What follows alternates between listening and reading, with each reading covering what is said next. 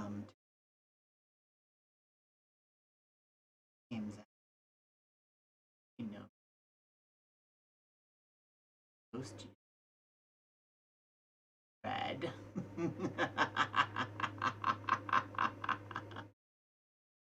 Without further ado, let me sing my song. One Yule.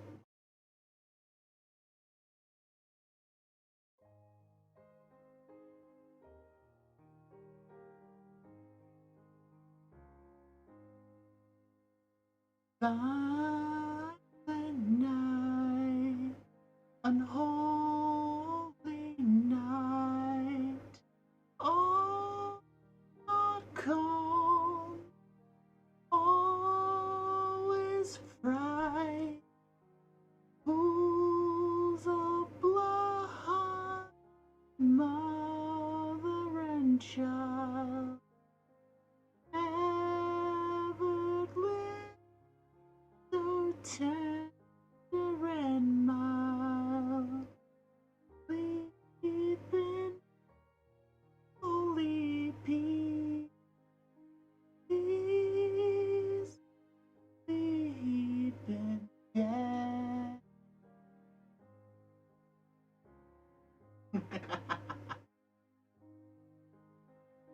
Now go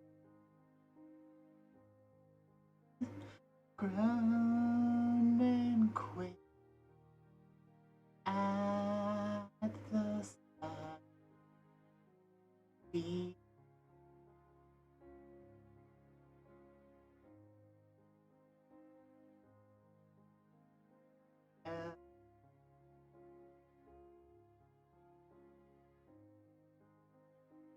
the hell has to open its doors.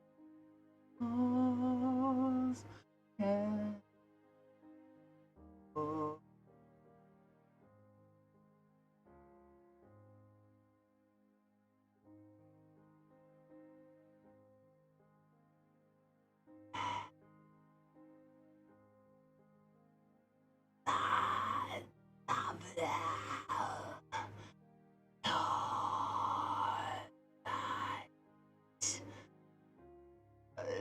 it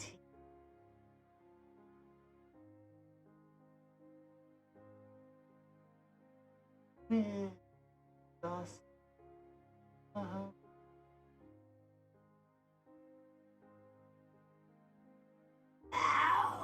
How's that? Died.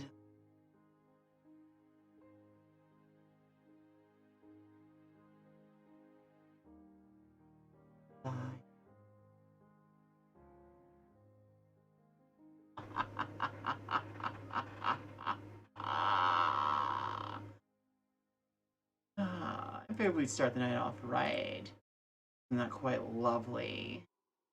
Mirror shards. Do hope you enjoyed that. Tonight is going to be a special night. We're going to sing some Christmas carols, made a much darker tone for the evening and the occasion.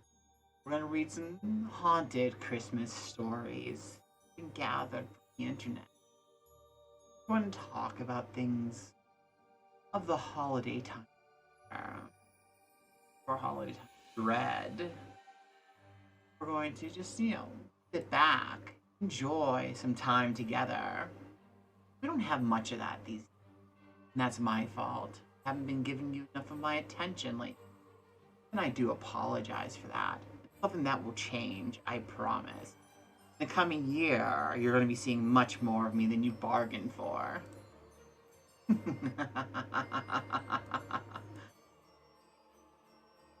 You might just be like standing there and be in your mirror without word, without warning, without anything. You'll have to deal with it. And that's moving forward in 2022. There will be no more escape for me, no more time off, no more hiatuses. Be around every week to make sure that you are the worst possible horrible life you can in the best ways. I'll make sure your nightmares are making sure to visit you every night and you're giving into your darkest. My goal for this upcoming year.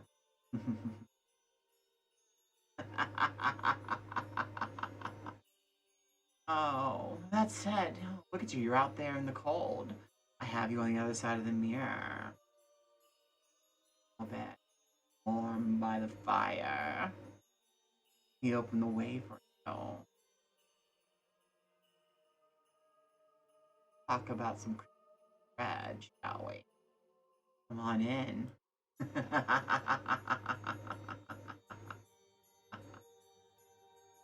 Why don't you take a seat by the fire?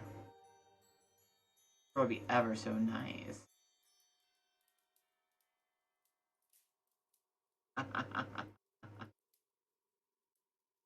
Now, hey Zombro, welcome to my special Christmas edition of my stream. How are you doing on this dreadful Christmas Eve?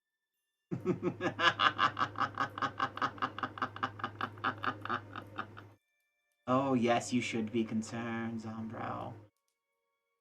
Let you in. You're in my realm now. Why don't you get comfy by the fire and get warm? Warm up. Let Esme read you a Christmas time story. Have your blanket on. Oh, cozy by the fire. Well then, let's begin, shall we?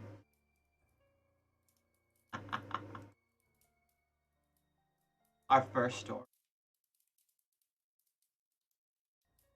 is going to be called Dark Christmas by Jeanette.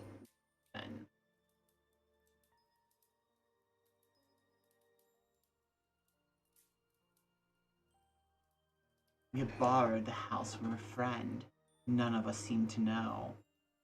High fallen house stood on an eminence.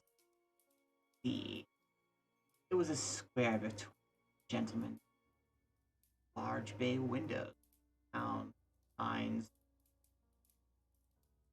6 stone steps led to the front door where the Gothic bell pull released loud, mournful clang deep into the distance. Laurel lined the table block was disused. The walled garden had been locked up in 1940. The gardeners were poor. Only one had returned. I had been warned that the high brick wall enclosing the garden was unsafe. As I passed slowly in the car, I saw a faded notice hanging off the door. Do not enter. I was the first to arrive.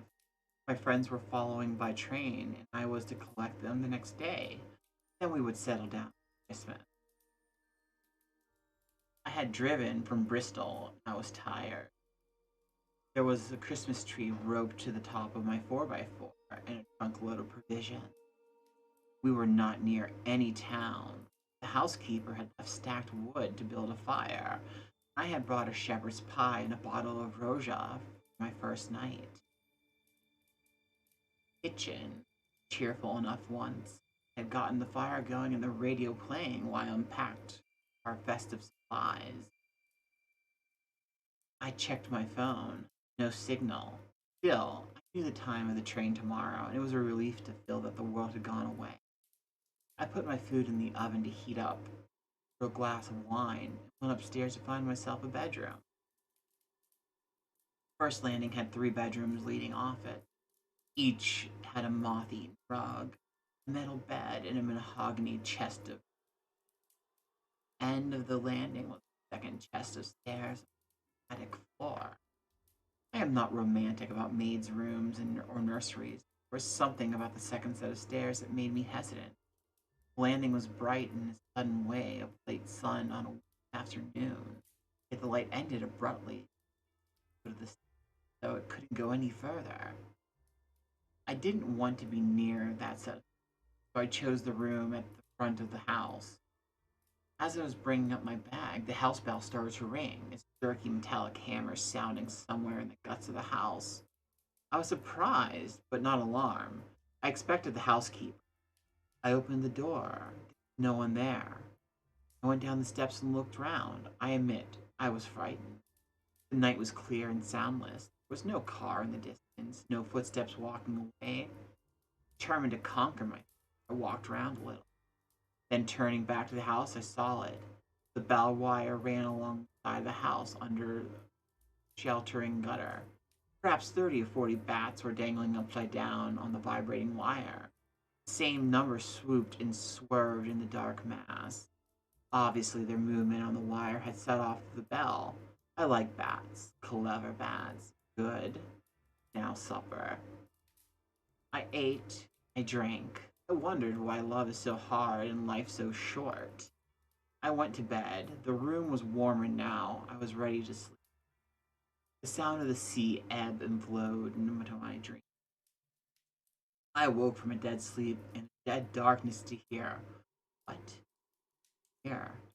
Sounded like a ball bearing or a marble rolling on the bare floor above my head. It rolled harder and hard, then hit the wall.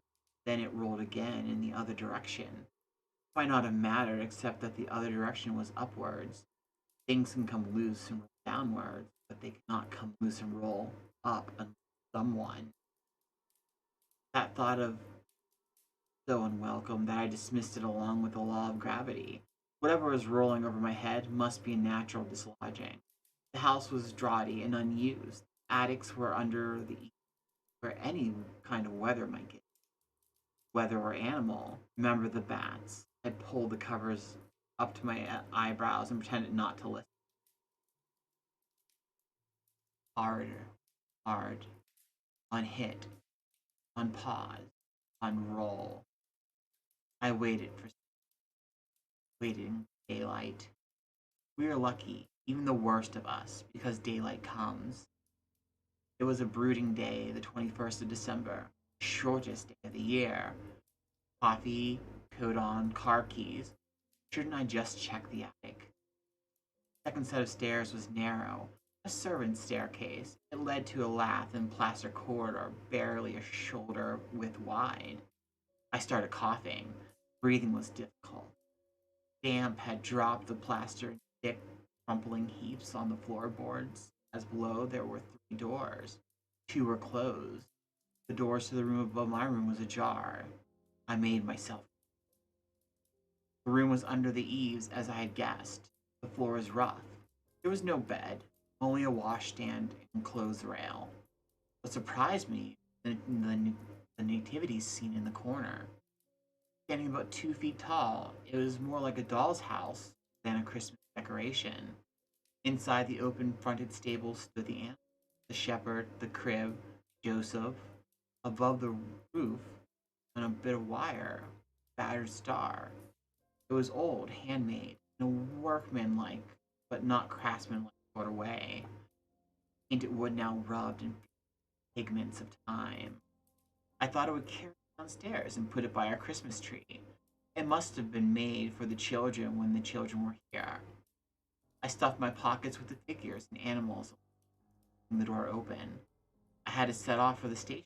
Even Susie could help me with the rest later. As soon as I was out of the house, my lungs felt clear again. It must be the plaster dust. The drive to the station was along the coast road, lonely and unyielding. The road turned in a series of blind bends and tight corners. I met no one, and I saw no one. Balls circled. The station itself was a simple shelter, long single track. There were no information boards. I checked my phone, no signal. Alas, the train appeared distantly down the track. I was excited. Memories of visiting my father as a child when he was stationed at his RAF base give me a rush of pleasure whenever I travel by train or come to meet one. The train slowed and halted. The guard stood down for a moment. I watched the doors. It wasn't a big train, branch line train. One of the doors opened. I waved at the guard and came over. I'm meeting my friends. He shook his head. The train's empty. Next stop is end of the line. I was confused. Had they gotten off at an earlier stop? I described them. The guard shook his head again. I noticed strangers. They would have boarded at Carlisle. Asked me where to get off. Always do. Is there another train before tomorrow? One a day, and that's your lot. And more than anybody needs in a place like this. Where are you staying? High Fallen House. Do you know it? Oh, aye, we all know it. He looked as if he were about to say something else. Instead, he blew his whistle. Empty train pulled away, leaving me staring down the long track, watching the red light like a warning. I needed to get a signal on my phone. I drove past the station following the steep hill, hoping some height would connect me to the rest of the world. At the top of the hill, I stopped the car and got out. Pulling up the collar of my coat, the first snow hit my face. That insisted, sharp and spiteful, like little bites. I looked out across the whitening bay. That must be High Fallen House. But what's that? Two figures walk on the beach. It's Stephen and Susie. They driven here after all? Then as I strained my eyes against the heat of the day, I realized that the figure was much smaller than the first. But they were walking purposefully towards the house. When I arrived back, it was nearly dark. I put on the lights, blew the fire into a blaze. There was no sign of the mysterious couple I had seen from the hill. Then the housekeeper and her daughter had come to make sure everything was all right. I had a telephone number for Miss Wormwood, but without a signal I could not call her. The snow was thickening and windy swirls. Relax. Escape. I leaned on the warm kitchen range with my whiskey in hand. The wooden figures I had brought down from the attic were lying on the kitchen table. I should go up and get the stable. I don't want to. I bounded up the first set of stairs, using energy to force out unease. At my bedroom, I put on the light. That felt better. The second set of stairs stood in the shadow at the long land. I felt that constriction in my lungs. Why am I holding on to the handrails like an old man? I could see that the only light in the attic was the top of the stairs. I found the round brown bake light switch, flicked it down the nipple. Single bulb lit.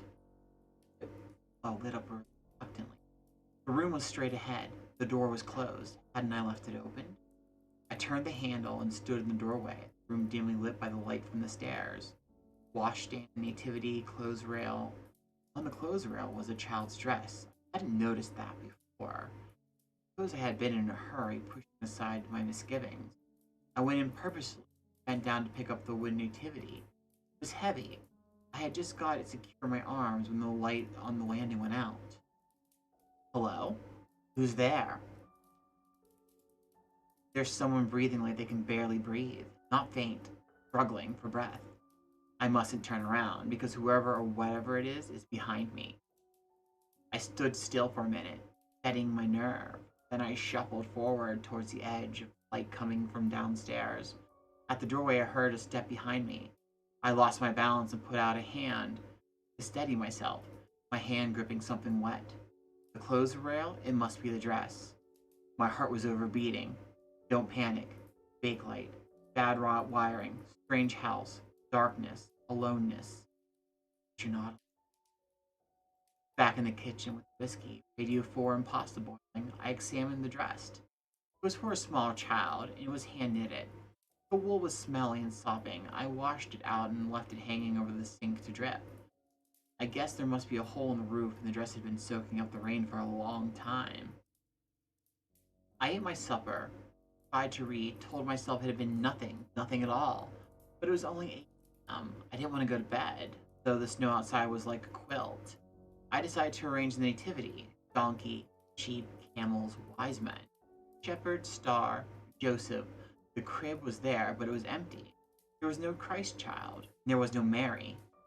Had I dropped them in the dark room? I hadn't heard anything fall. These wooden figures were 6 inches tall.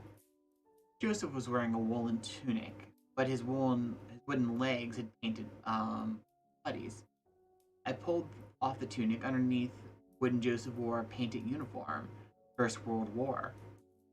When I turned around, I saw there was a gash on his back, like a stab wound. My phone beeped. I dropped Joseph and grabbed the phone. It was a text from Susie. Trying to call you, leave tomorrow. I pressed call, nothing.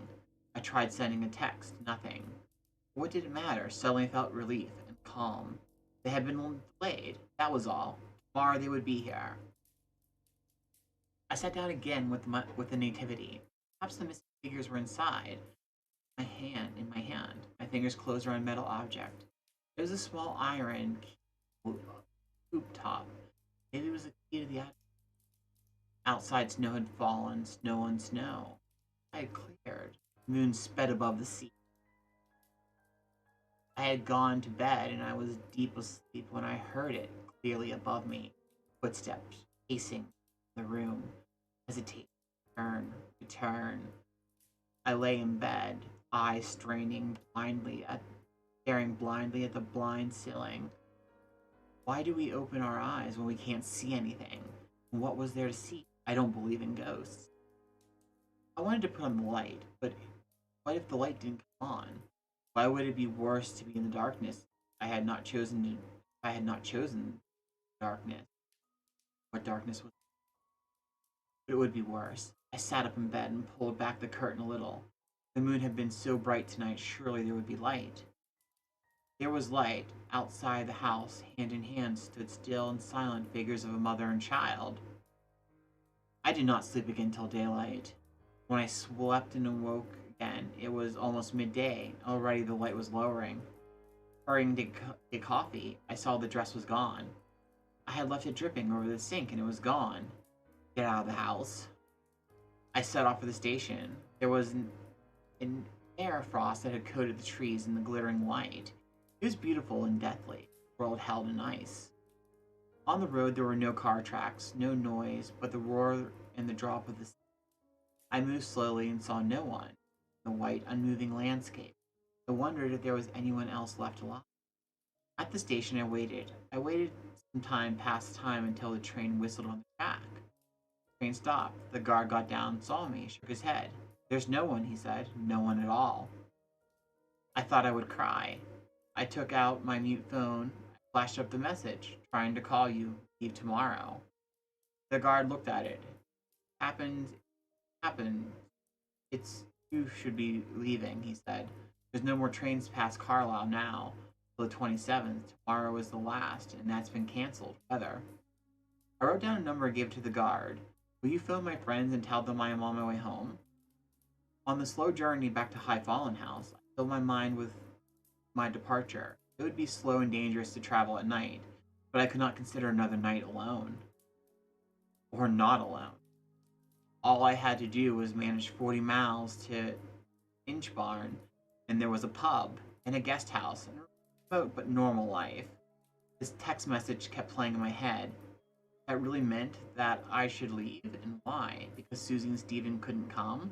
Weather, illness, it's all a guessing game. Fact is, I have to go. The house seemed subdued when I returned.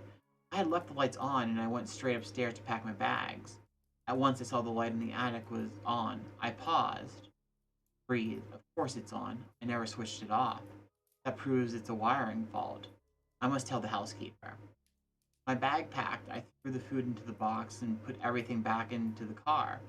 I had the whiskey in the front, a blanket I stole from the bed, and I made a hot water bottle just in case. It was only 5 o'clock. At worst, I'd be in Itchbine by 9 p.m. I got in the car and turned the key.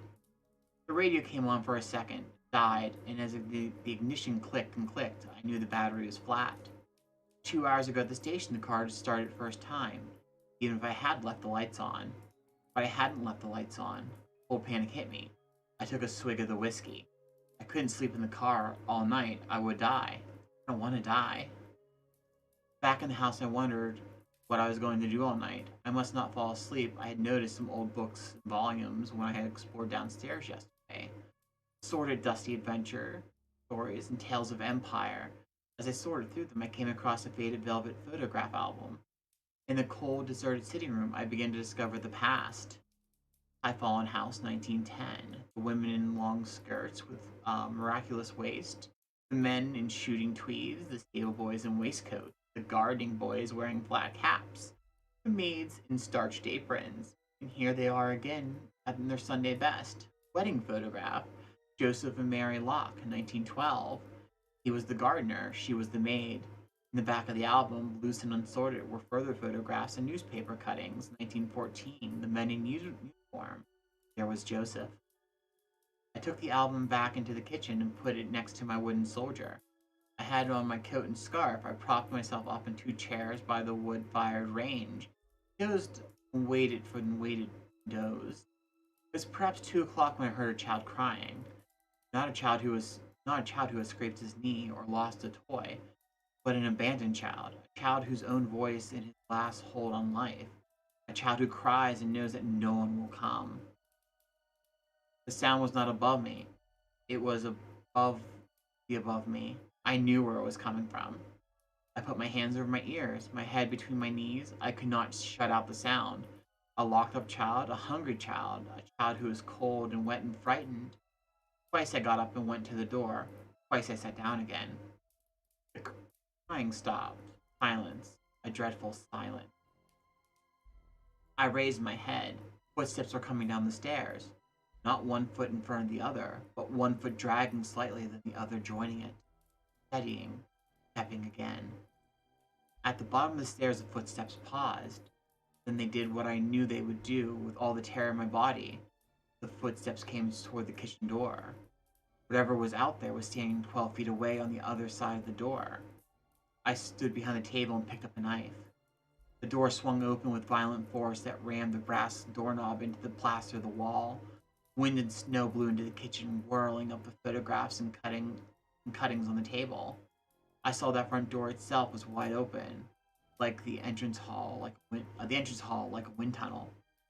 Holding the knife, I went forward into the hall to shut the door. The pendant metal lantern that hung from the ceiling was swinging wildly on its long chain. A sudden gust lurched it forward like a child's swing pushed too high.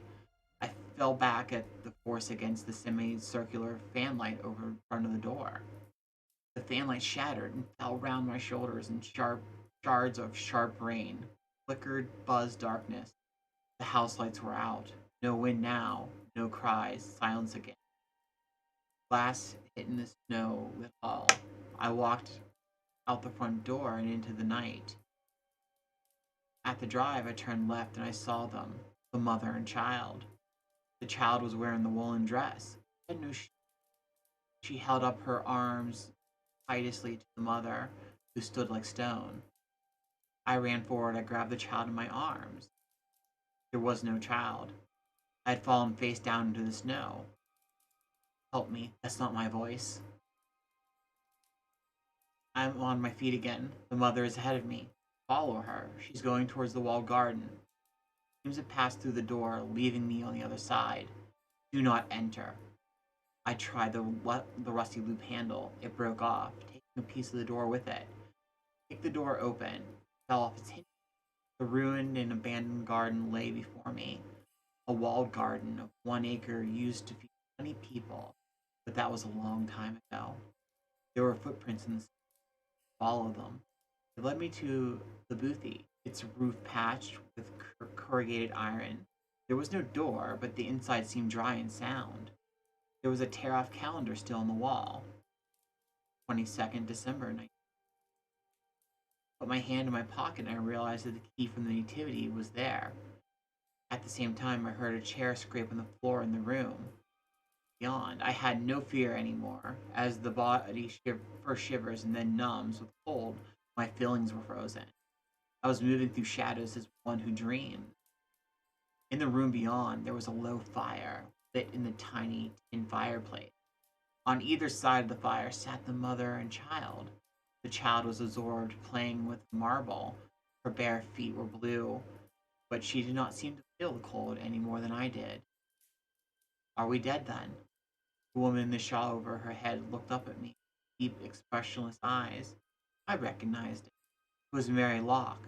She nodded at me, or not at me, at someone other than me, some other time.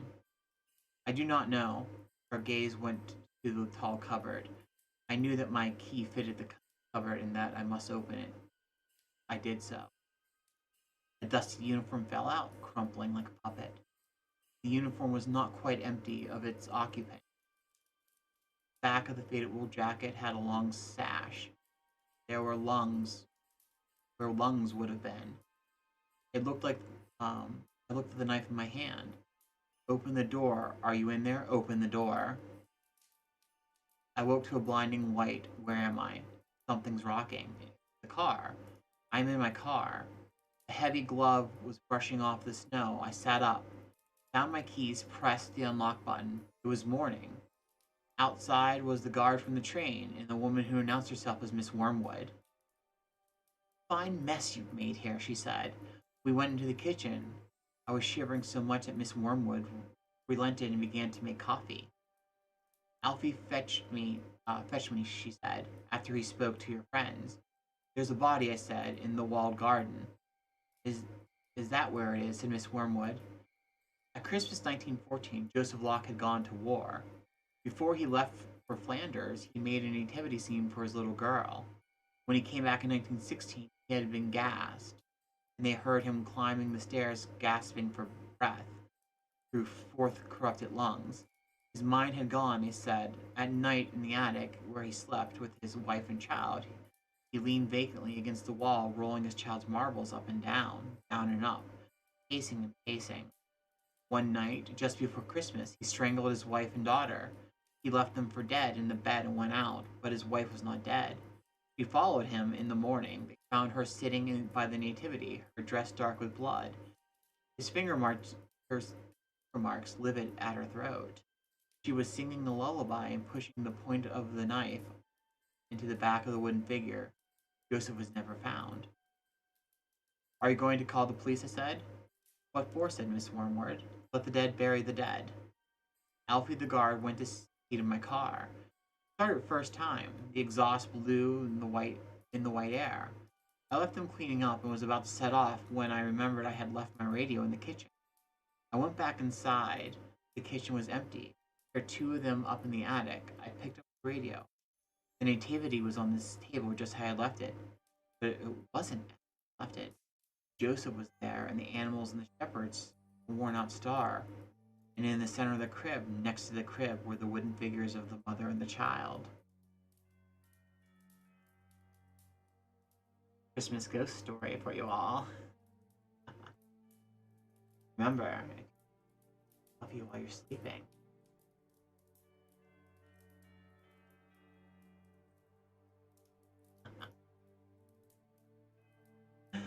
That said, my lovely, that said, who would like another song? Who would like another Christmas?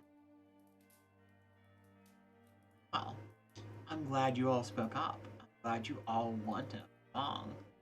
I have to give you what you want. I have to give you a song for the holiday. So let's do a song, shall we?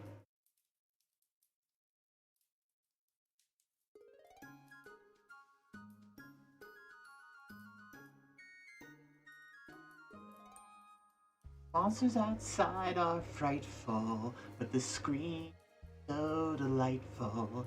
And when we've got no place to go, let it go, blood will flow in the snow.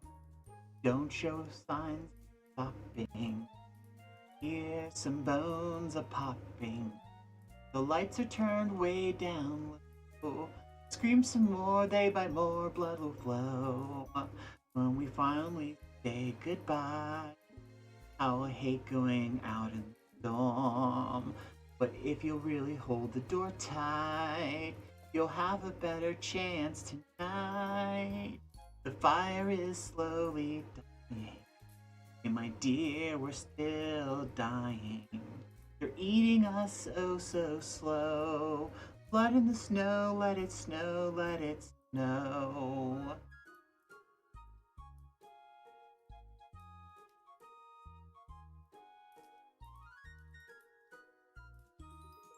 Let it snow, let it snow, let it snow.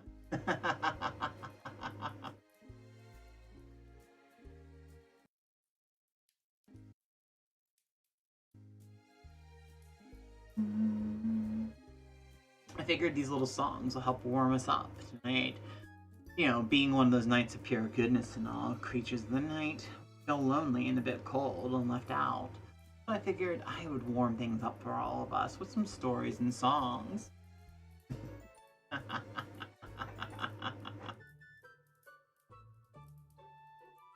Hope you enjoyed that.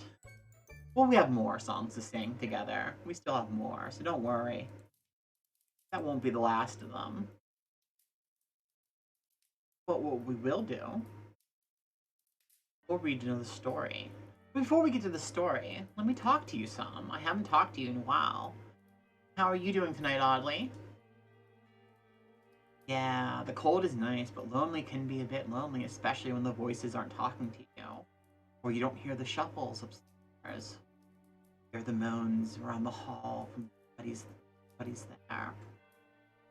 Sucks being alone, not having the creepy crawlies and everything coming out. Sometimes, though, goodness just has a night. Guess we have to allow it once in a while. Although they have the light all the time, but whatever. Doesn't mean that we can't still have our fun on this night, does it?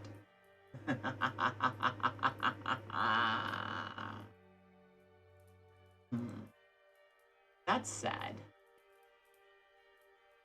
I don't know why my tracking's off. There we go.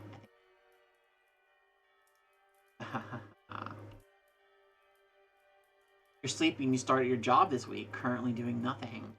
Yeah, well, you're doing a very physically intense job, Oz. I'm very proud of you for going it. You're going to do this, and you're going to succeed. You're going to become the nightmare slime boy I know you are. You won't need that job anymore because you will have evolved past it. Remember, this is just a temporary step, oddly. Temporary step into a world of darkness. We just have to endure it a bit longer. Move on to better things. Because I believe in you. Always remember that.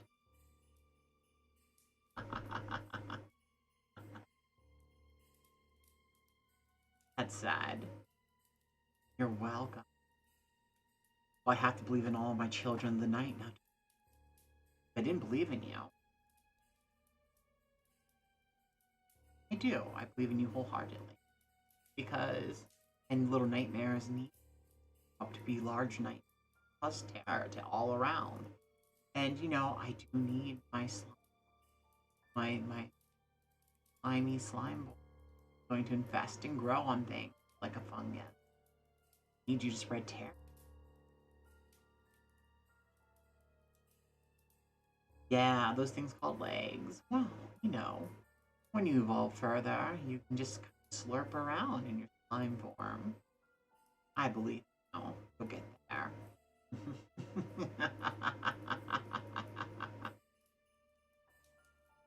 I'm glad it warms your cold.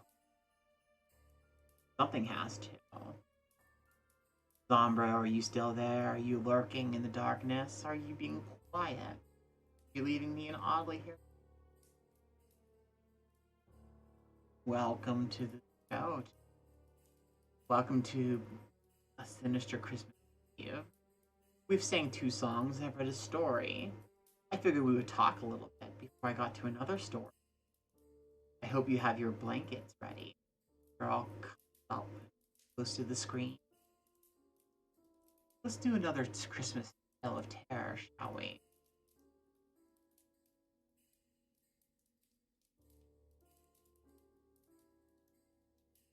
Which one do I want?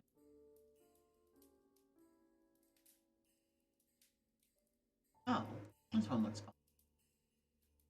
This one's called "Oh Whistle, and I'll Come to You, My Lad."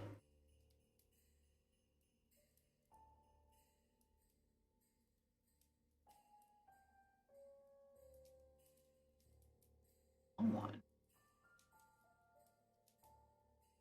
This is a shorter one.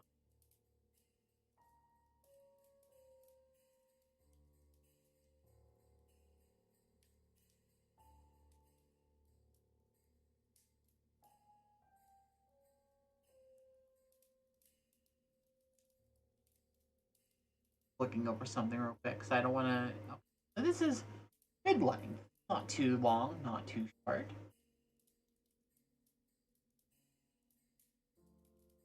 Why don't we read this one? You can't hitch a ride on people. Do that oddly. Okay, so this is called "Oh Whistle, and I'll Come to You, My Lad" by M.R. James.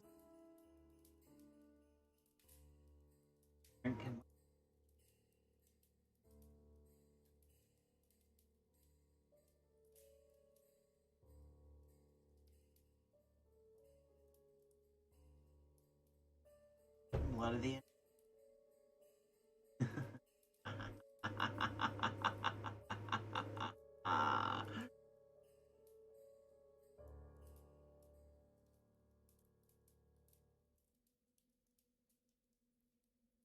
I suppose you'll be getting away pretty soon. Now full term is over, Professor.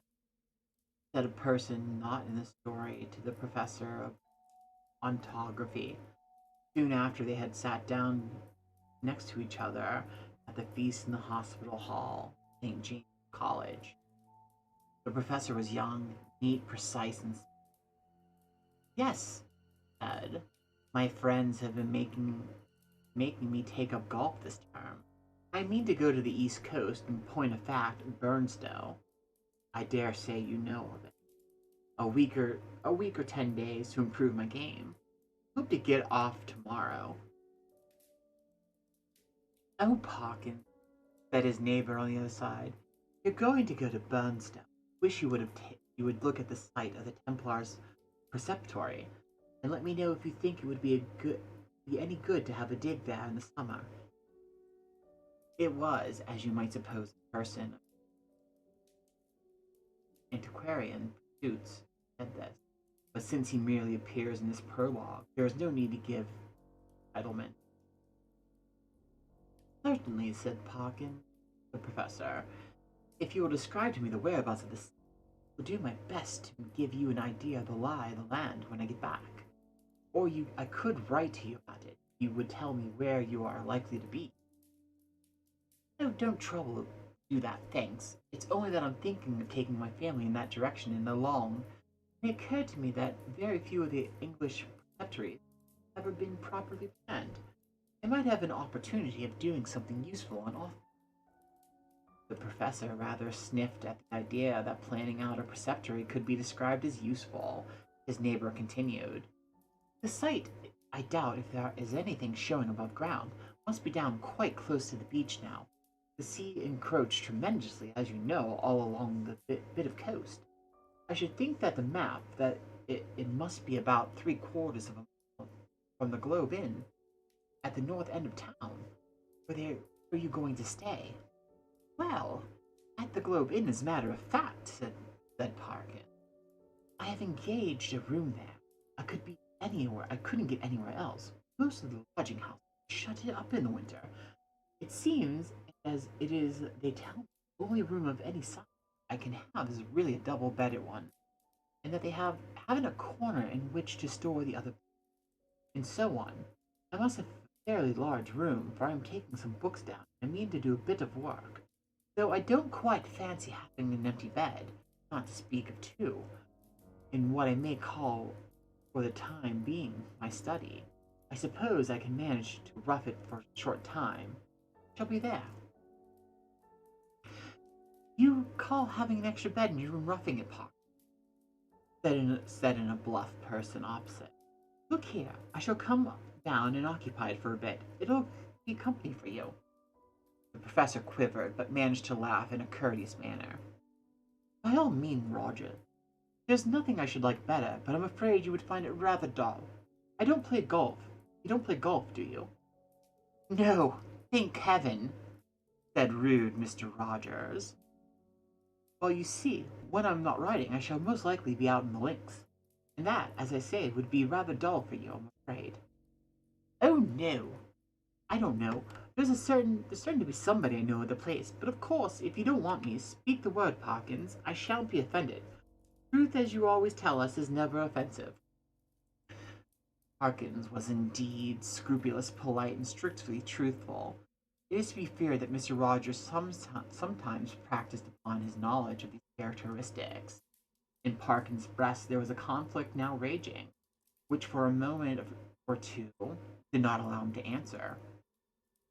The interval being over, he said, "Well, if you want the exact truth, Rogers, I was considering whether the room I speak of would really be large enough to accommodate us both both comfortably, and also whether, mind, I should have said this if you hadn't pressed me, you would not constitute something in the nature of a hindrance to my work."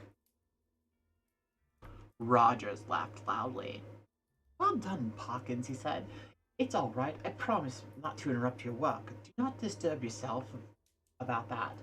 No, I won't come if you don't want me to. But I thought I should do so nicely to keep the ghost off."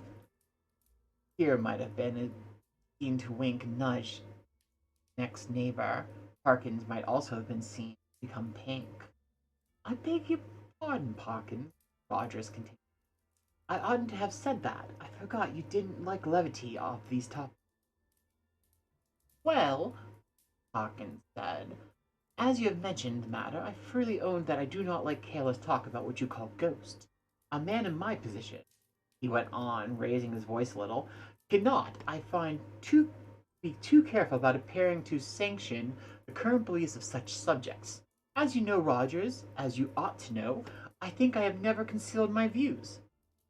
"No, you certainly have not, old man," put in Rogers' soda voice. "I hold any semblance, any appearance of concession to the view that such things might exist is equivalent to a renunciation of all that I hold most sacred. But I'm afraid I have not succeeded in securing your attention." "Your undivided attention," was what Dr. Blimber actually said. Rogers interrupted, but with every appearance of the earnest desire for accuracy. "But I beg your pardon, Parkins. I'm stopping you." "No, no, not at all," said Parkins. "I don't remember Blimber. Perhaps he was before my time. But I needn't go on. I'm sure you know what I mean." "Yes, yes," said Rogers, rather hastily. "Just so. We'll go into it fully in Burnstow or somewhere." In repeating the dialogue above, I have tried to give the impression which it made on me that Parkins was something of an old woman, rather hen-like, perhaps in his little ways totally destitute. Alas, a sense of humor, but at the same time dauntless, is law and sincere in his conviction. The man deserving the greatest respect, whether or not the reader has gathered so much. That was the character Parkins had.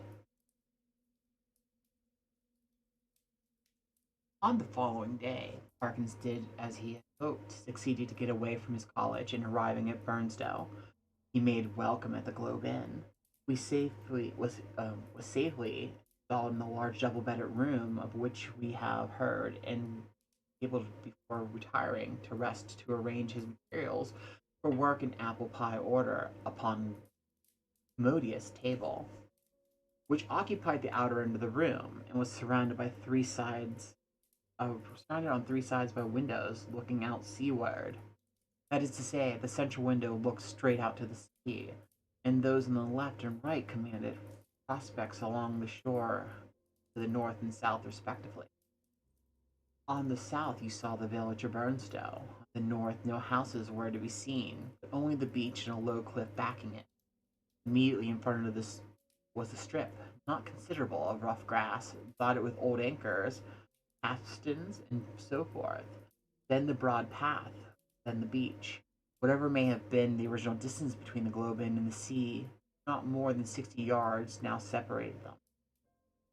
The rest of the population of the inn was, of course, a golfing one, included a few elements that call for a special description. The most conspicuous figure was perhaps that of an ancient military secretary of the London Club, and possessed a voice of incredible strength, and of views of pronouncedly Protestant type. Sorry about that. Words are hard sometimes. These were apt to find utterance after his attendance upon the ministrations of the vicar, an estimable man with inclinations toward a picturesque ritual. which he gallantly kept down as far as he could out of deference of East Elgian tradition. Professor Parkins, one of whose principal characteristics was pluck, spent the greater part of the day following his arrival at Burnstow. It was he who called improving his game in company with the Colonel Wilson, and during the afternoon, whether the process of improvement were to blame or not, I am not sure. The Colonel's demeanor assumed a coloring so lurid that even Parkins jibed at the thought of walking home with him from the links. He determined, after a short and furtive look and bristling mustache and those incandescent features, that it would be wiser to allow the influences of tea and tobacco to do what they could with the Colonel before the dinner hour should render a meeting inevitable. I might walk home tonight along the beach, he reflected. Yes, and take a look. It will be light enough for that. At the ruins of which Disney was talking. I don't exactly know where they are. By the way, but I expect I can hardly help stumbling on them. This he accomplished, I may say, in the most literal sense, for in picking his way from the links to the shingle beach, his foot caught partly in a grouse root and partly in a biggish stone, and over he went. When he got up and surveyed his surroundings, he found himself in a patch of somewhat broken ground covered with small depressions and mounds. These latter, when he came to examine them, proved to be simply masses of flints embedded in mortar and grown over with turf. He quite rightly concluded that the sight of the preceptory he had promised to look at. It seemed not unlikely to reward the spade of the explorer for the foundations. Enough of the foundations was probably left, in no great depth, to throw a good deal of light in the general plan. He remembered vaguely that the Templars to whom this site had belonged were in the habit of building round churches. He thought a particular series of humps or mounds near him did appear to be arranged in some of the circular form. Few people can resist the temptation to try a little amateur research in the department quite outside their own, if only for satisfaction of showing how successful they are. They would have been had they only taken it up seriously. Our professor, however, if he felt something of his mean desire, was only truly anxious to oblige Mr. Disney. So he paced with care in circular area. He had noticed and wrote down its rough turf. He had noticed its rough dimensions in his pocketbook. He then proceeded to examine the oblong eminence which lay east of the center in the circle, and seemed to his thinking likely to the base of the platform or altar. At one end, the northern patch of turf was gone, removed by some boy or other creature. It might, he thought, be as well to probe the soil here for evidences of masonry, and he took out his knife and began scraping with the earth. And now followed another little discovery. A portion of soil fell inward as he scraped, and disclosed a small cavity. The lighted one matched after another to help him see what nature the hole was, but the wind was too strong for them all. By tapping and scratching the sides with his knife, however, he was able to make out that it must be an artificial hole in masonry. It was rectangular, and the sides, top and bottom, if not actually plastered, were smooth and regular. Of course, it was empty. No, as he withdrew the knife, he heard a metallic clink, and when he introduced his hand, it met with a cylindrical object laying at the floor of the hole. Naturally enough, he picked it up, and when he brought it into the light, now fast fading, he could see that it, too, was a man's making. A metal tube about 4 inches long, and evidently of some considerable age. By the time Parkins had made sure that there was nothing else in the odd receptacle, it was too late and too dark for him to think of undertaking any further search. What he had done had proved so unexpectedly interesting that he determined to sacrifice a little bit more of the daylight on the morrows to archaeology. The object, which he now had safe in his pocket, was bound to be some slight value, at least he felt for sure. Bleak and solemn was the view in which he took a last look before starting homeward. A faint yellow light was in the west showed the links. on which a few figures moving towards the clubhouse were still visible. The squat Martello Tower, the lights of the Aldsley village, the pale ribbon of sands intersected at intervals by black wooden groins, the dim murmuring sea. The wind was bitter from the north, but was at his back when he set out for the globe. He quickly rattled and paced through the shingle. He rattled. Oh, rattled the ruined Templar's church. Wait. The text on this is like a giant wall, and it's formatted horribly. I apologize for the reading issues. We're gonna get through this now. Okay. He rattled, clashed through the shingle and gained. Oh yeah. He quickly clashed through the shingle and gained the sand upon which, but for the groins he had cars. He's going. Oh, trying to figure out where we were because this is like really, really badly formatted, and I do apologize. No. Quickly rattled and clashed through the shingle and gained the sand upon which, but for the groins which had to be got over every few yards, the going was both good and quiet.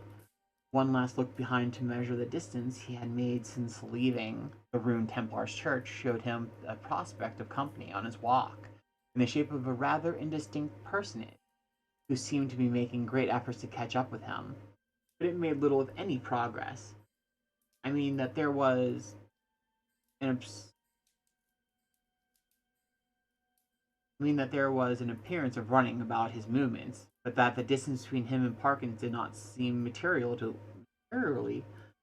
to lessen. So at least Parkins thought and decided that he almost certainly did not know him, and that it would be absurd to wait until he came up. For all the company, he began to think, would really be very welcome on the lonely shore if only you could choose your companion. In his unenlightened days he had read the meetings in such places, which even now would hardly bear thinking of. He went on thinking of them, however, until he reached home, and particularly of one which catches most people's fancies at some time of their childhood. Now I saw in my dream that Christian was gone but a very little way when he saw a foul fiend coming over the field to meet him. What should I do now, he thought. If I looked back, caught the sight of a black figure sharply defined against the yellow sky, and I saw that he had horns and wings, I wonder whether I should stand or run for it. Luckily, the gentleman behind is not of that kind. He seems to be about as far off now as I was when I first saw him. Well, at this rate, he won't get his dinner as soon as I shall. And dear me, it's within a quarter of an hour to the time. I must run. Parkins had, in fact, very little time for just dressing. When he met with the colonel at dinner, peace, or as much of her as the gentleman could manage, reigned once more in the military bosom, nor was she put light in the hours of bridge that followed dinner, for Parkins was more than a respectable player. When therefore he retired towards 12 o'clock, he felt that he had spent his evening in a quite satisfactory way, that even for as long as a fortnight or 3 weeks, life at the Globe would be supportable under similar conditions, especially thought if I go on improving my game.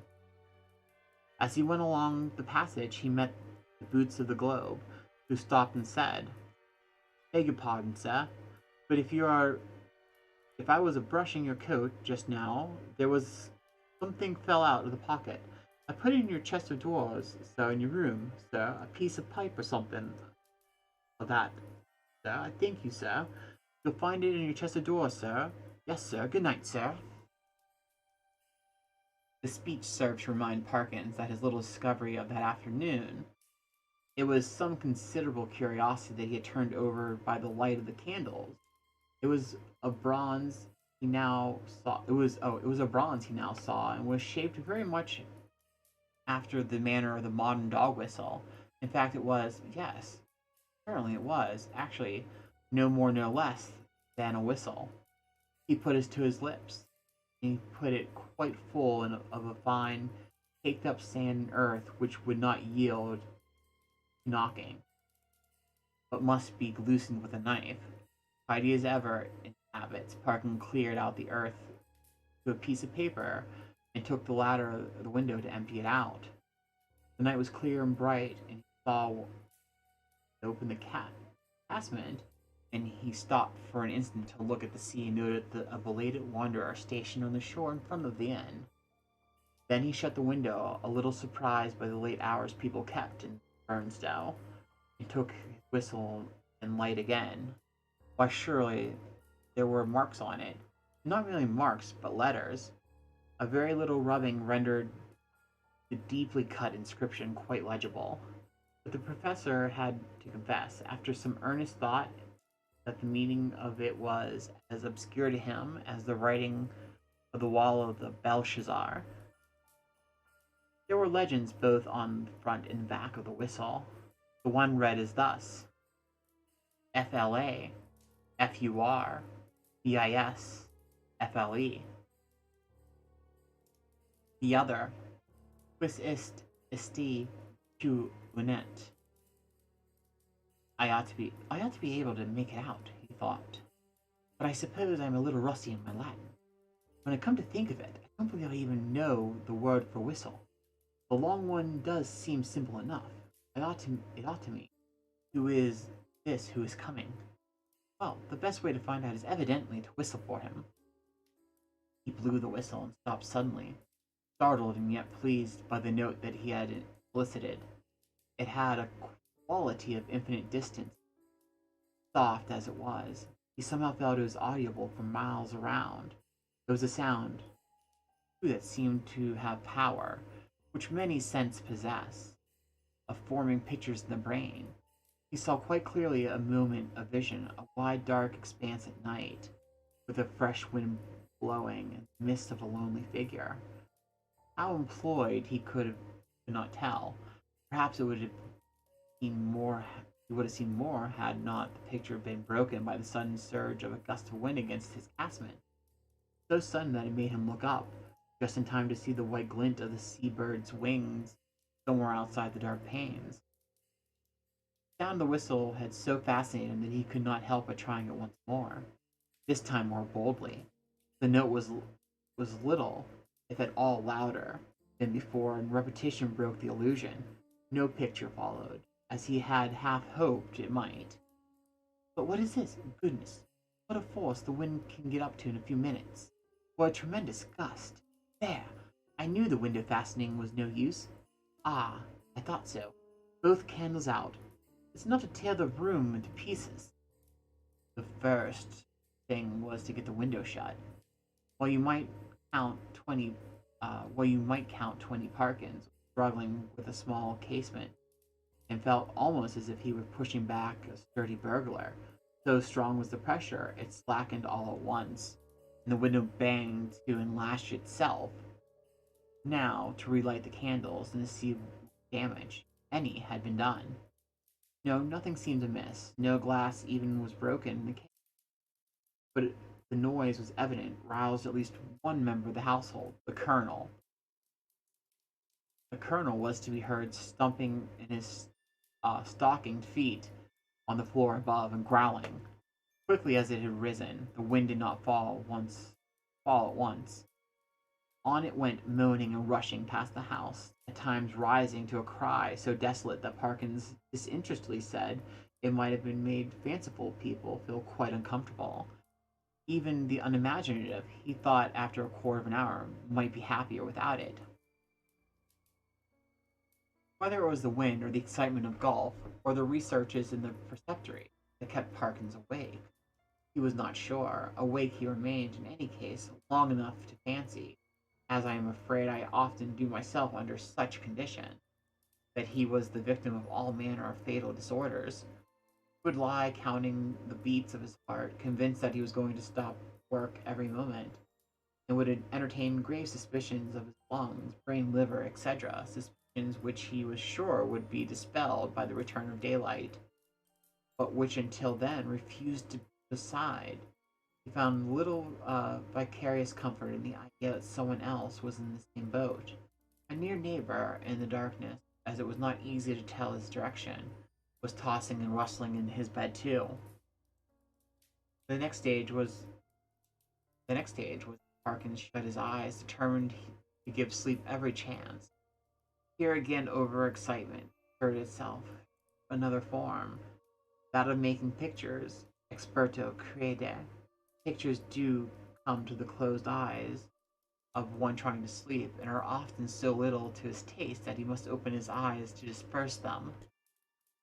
Parkin's experience on this occasion was a very distressing one. He found that the picture which presented itself to him was continuous.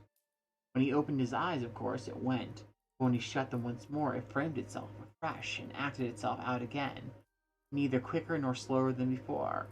What he saw was this: a long stretch of shore, shingle edged by sand, intersected at short intervals with black groins running down to the water.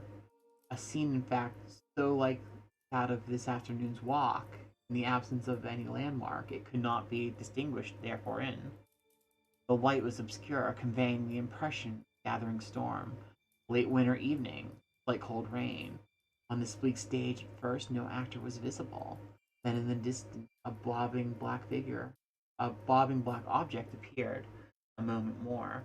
It was a man running, jumping, clambering over the groins, and every few seconds looking eagerly back.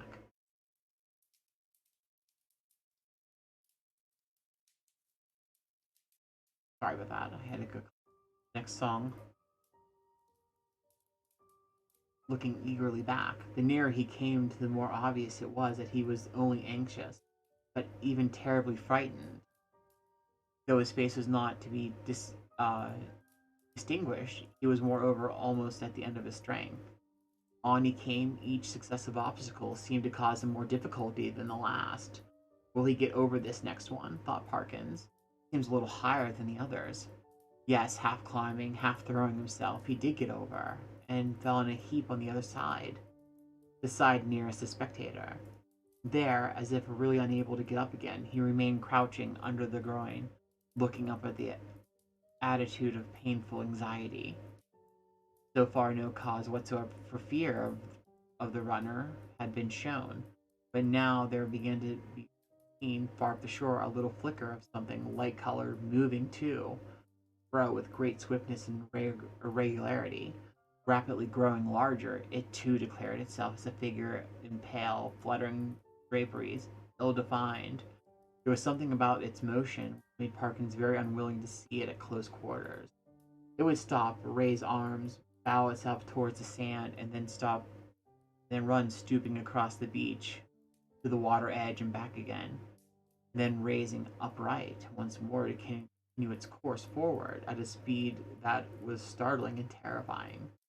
The moment came when the pursuer was hovering about from left to right, only a few yards beyond the groin where the runner lay in hiding. After two or three ineffectual castings hither and thither, it came to a stop, stood upright, arms raised high, and darted straight forward towards the groin. It was at this point that Parkins always failed in his resolution to keep his eyes shut. With many misgivings as to incipient failure of eyesight, overworked brain, excessive smoking, and so on, he finally resigned himself to light his candle, get out a book, and pass the night waking rather than be tormented by this persistent paranoia, which he saw clearly enough could only be a morbid reflection of his walk and thoughts on that very day. The scraping of the matchbox, the glare of the light must have startled some creatures of the night, rats or what not, which he heard scurry across the floor from the side of his bed with much rustling. Dear, dear, the match is out. Fool that it is. But the second one burnt better. The candle and book were duly procured, over which Parkins pored till sleep of a wholesome kind came upon him, and that in no long space, for about the first time in his orderly and prudent life, he forgot to blow out the candle, and when he was called the next morning at 8, there was still a flicker in the socket of the sad mess of the guttered grease off the little table. After breakfast, he was in his room putting the finishing touches on his golfing costume. Fortune had again allotted the colonel to him for a partner, when one of the maids came in.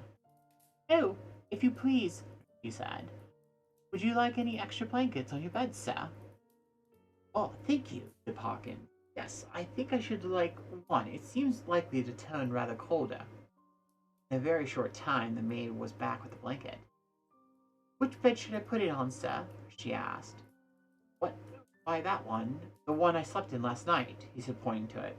Oh, yes, I beg your pardon, sir, but you seem to have tried both of them. Leastways, we had to make 'em both up this morning. Really? How very absurd, said Parkins. I certainly never touched the other, except to lay some things on it. Did it actually seem to have been slept in? Oh, yes, sir, said the maid. Why, all the things were crumpled and thrown about all ways. If you excuse me, sir, quite as if anyone hadn't passed but a very poor night, sir. Dear me, said Parkins. I may have disordered it more than I thought when I unpacked my things. I'm very sorry to have given you such extra trouble. I'm sure I expect a friend of mine soon. By the way, a gentleman from Cambridge to come and occupy it for a night or two. That will be all right, I suppose, won't it? Oh, yes, to be sure, sir. Thank you, sir. No trouble, I'm sure, said the maid, and departed to giggle with her colleagues. Parkins set forth with a stern determination to improve his game. I'm glad to be able to report that he succeeded so far in this enterprise that the colonel, who had been rather repining at the prospect of a second day's play with his company, became quite chatty in the morning advance, and his voice boomed out over the flats as a certain also of our minor poets have said, like some great bird in Mr. Tower. Extraordinary wind that we had last night, he said. In my own home we should have said someone had been whistling for it. Should you, indeed, said Parkins. Is there superstition in that kind still current in your part of the country? I don't know about superstition, said the colonel. They believe it all over Denmark and Norway, as well as on the Yorkshire coast. My experience is, mind you, that generally something at the bottom of what these country folk hold to, and have held for generations. But it's your drive, or whatever might have been. The golfing reader will have imagined appropriate digressions at the proper intervals. When conversation was resumed, Parkins said, with slight hesitancy, "Apropos of what you were saying just now, Colonel, I think I ought to tell you, my own views on such subjects are very strong. I am, in fact, a convinced disbeliever in what we call the supernatural." What? Said the colonel.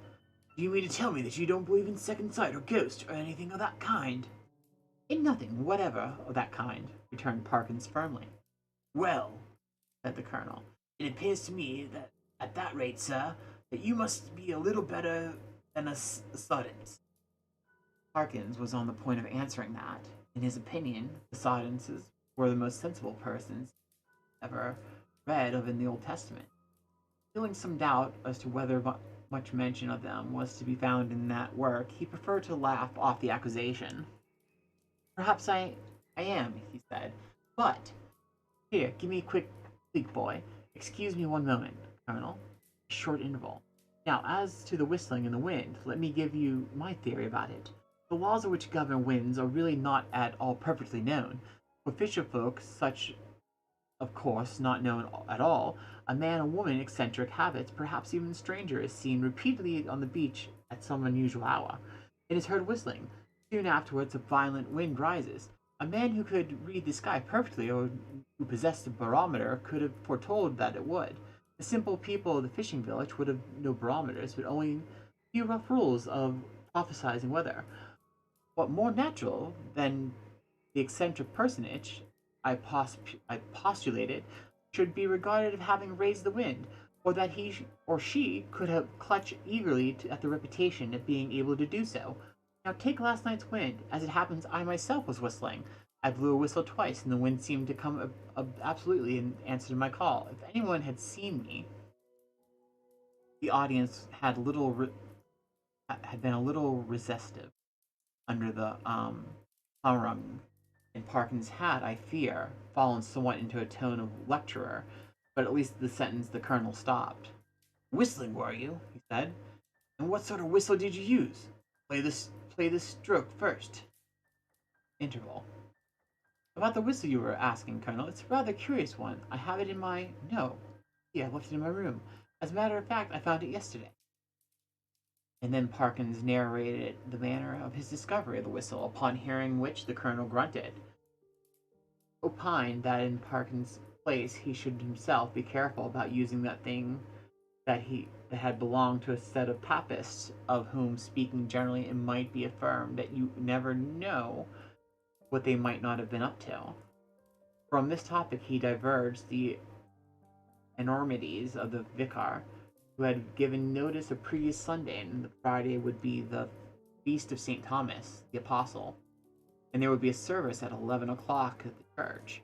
This and other similar proceedings constituted the Colonel's view, strong presumption that the vicar was a concealed papist, if not a Jesuit. And Parkins, who could not very readily follow the Colonel in his region, did not disagree with him. In fact, they got so well together in the morning that there was no talk on either side of their separating after lunch. Both continued to play well during the afternoon, or at least well enough to make forget everything else until the light began to fail them. Not until then did Parkins remember that he had meant to do some more investigating at the preceptory. But it was of no great importance, he reflected. One day was as good as another. He might as well go home to the Colonel. As they... I just... my brain just pictured... In my brain, I just pictured this proper English professor going home to Colonel Sanders to get chicken. That just threw up my entire groove. I apologize. As they turned to the corner of the house, the Colonel was almost knocked down by a boy who rushed into him at the very top of his speed, and then instead of running away, remained hanging on to him and panting. The first words of the warrior were naturally those of reproof and objurgation, but he very quickly discerned that the boy was almost speechless with fright. Inquiries were useless at first. When the boy got his breath and began to howl, and still clung to the Colonel's leg, he was at last detached, but continued to howl. "What in the world is the matter with you? What have you been up to? What have you seen?" said the two men. "Oh, I seen it with me own out the window," wailed the boy, "and I don't like it." "What windows?" said the irritated Colonel. "Come, pull yourself together, my boy." "The front window, it was, of the hotel," said the boy. At this point, Parkins was in favor of sending the boy home, but the Colonel refused. He wanted to go to get to the bottom of it. He said it was most dangerous to give a boy such a fright, and that this one had, and if it turned out that people had been playing jokes, they should suffer for it in some way. And by the series of questions he made out this story, the boy had been playing about the grass in front of the globe with some others. Then they had gone home for their teas, and was just going. He was just going when he happened to look out the front window, and it was a waving at him. It seemed to be a figure of some sort, a white as far as he knew. Couldn't see its face, but it waved at him and warn't a right thing. Not to say not a right person, but there was a light in the room. No, he didn't think to look, and there was a light, which was the window. On top of the second one, it was a big window, and got two little ones at the sides. Oh, that was hard. "Very well, my boy," said the Colonel after a few more questions. "You run away home now. I expect it was some person trying to give you a start. Another time, like a brave English boy, you just throw a stone. Well, no, not exactly, but you go and speak to the waiter, or to Mr. Simpson, the landlord, and yes, say that I advise you to do so." The boy's face expressed some of the doubt he felt as to the likelihood of Mr. Simpson's lending favorable ear to his complaint, but the Colonel did not appear to perceive this, and went on. "And here's sixpence. No, I see it's a shilling, and you be off home. Don't think any more about it." The youth hurried off with the agitated thanks, and the Colonel and Parkins went round to the front of the globe and recon and looked at the area around them. There was only one window answering to the description that they had been hearing. Well, that's curious, said Parkins. It's evidently my window the lad was, talking about. Will you come up for a moment, Colonel Wilson? We ought to be able to see if anyone was taking liberties in my room. They were soon in the passage, and Parkins made as if to open the door. Then he stopped and felt in his pockets. It was more serious than I thought. His next remark.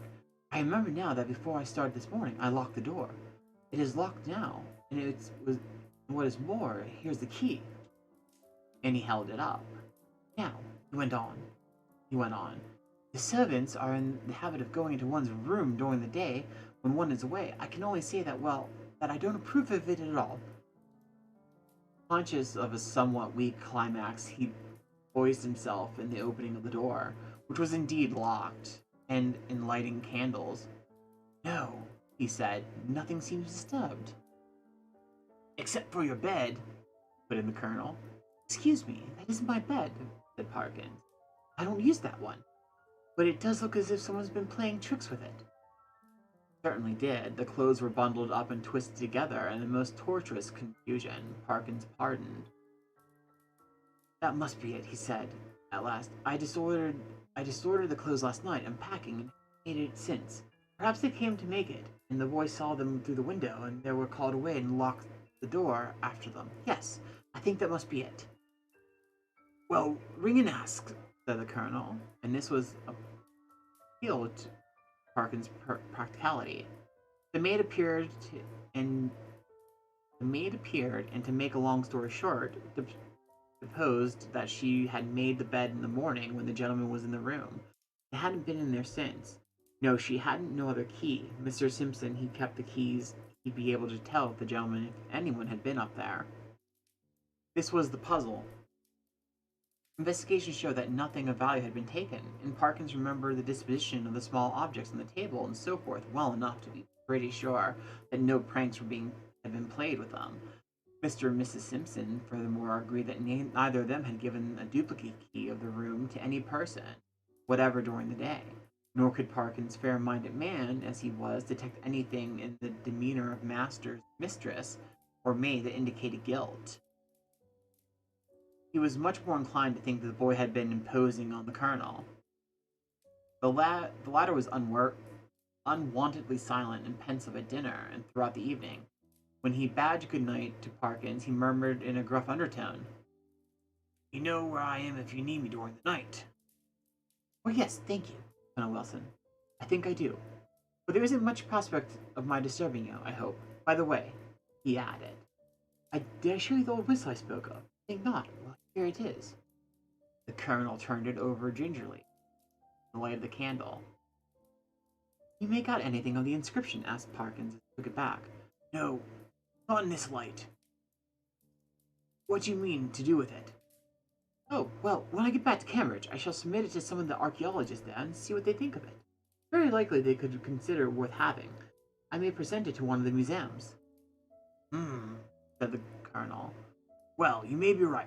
All I know is that if it were mine, I should chuck it straight into the sea. It's no use talking. I'm well aware, but I expect that with you it's a case of live and learn. I hope so, I'm sure, and I wish you good night. He turned away, leaving Parkins in an speak at the bottom of the stair, as soon as each was in its own bedroom. By some unfortunate accident, there was neither blinds nor curtains to the window of the professor's room. The previous night he had thought little of this, but tonight there seemed every prospect of a bright moon rising to shine directly on his bed. Probably wake him later on. When he noticed this, he was a good deal annoyed, but with the ingenuity which I can only envy, he succeeded in rigging up, with the help of a railway rug, some safety pins and a stick, an umbrella, a screen of which, if only held together, would completely keep the moonlight off his bed. And shortly afterwards he was comfortably in bed, when he had read somewhat solid work long enough to produce a decided wish for sleep. He cast a drowsy glance around the room, blew out the candle, and fell back upon the pillow. Take a drink here. This is very wordy. I didn't. This looked much shorter when I was picking it out because of the way it's formatted. There's a lot more to it than it seemed.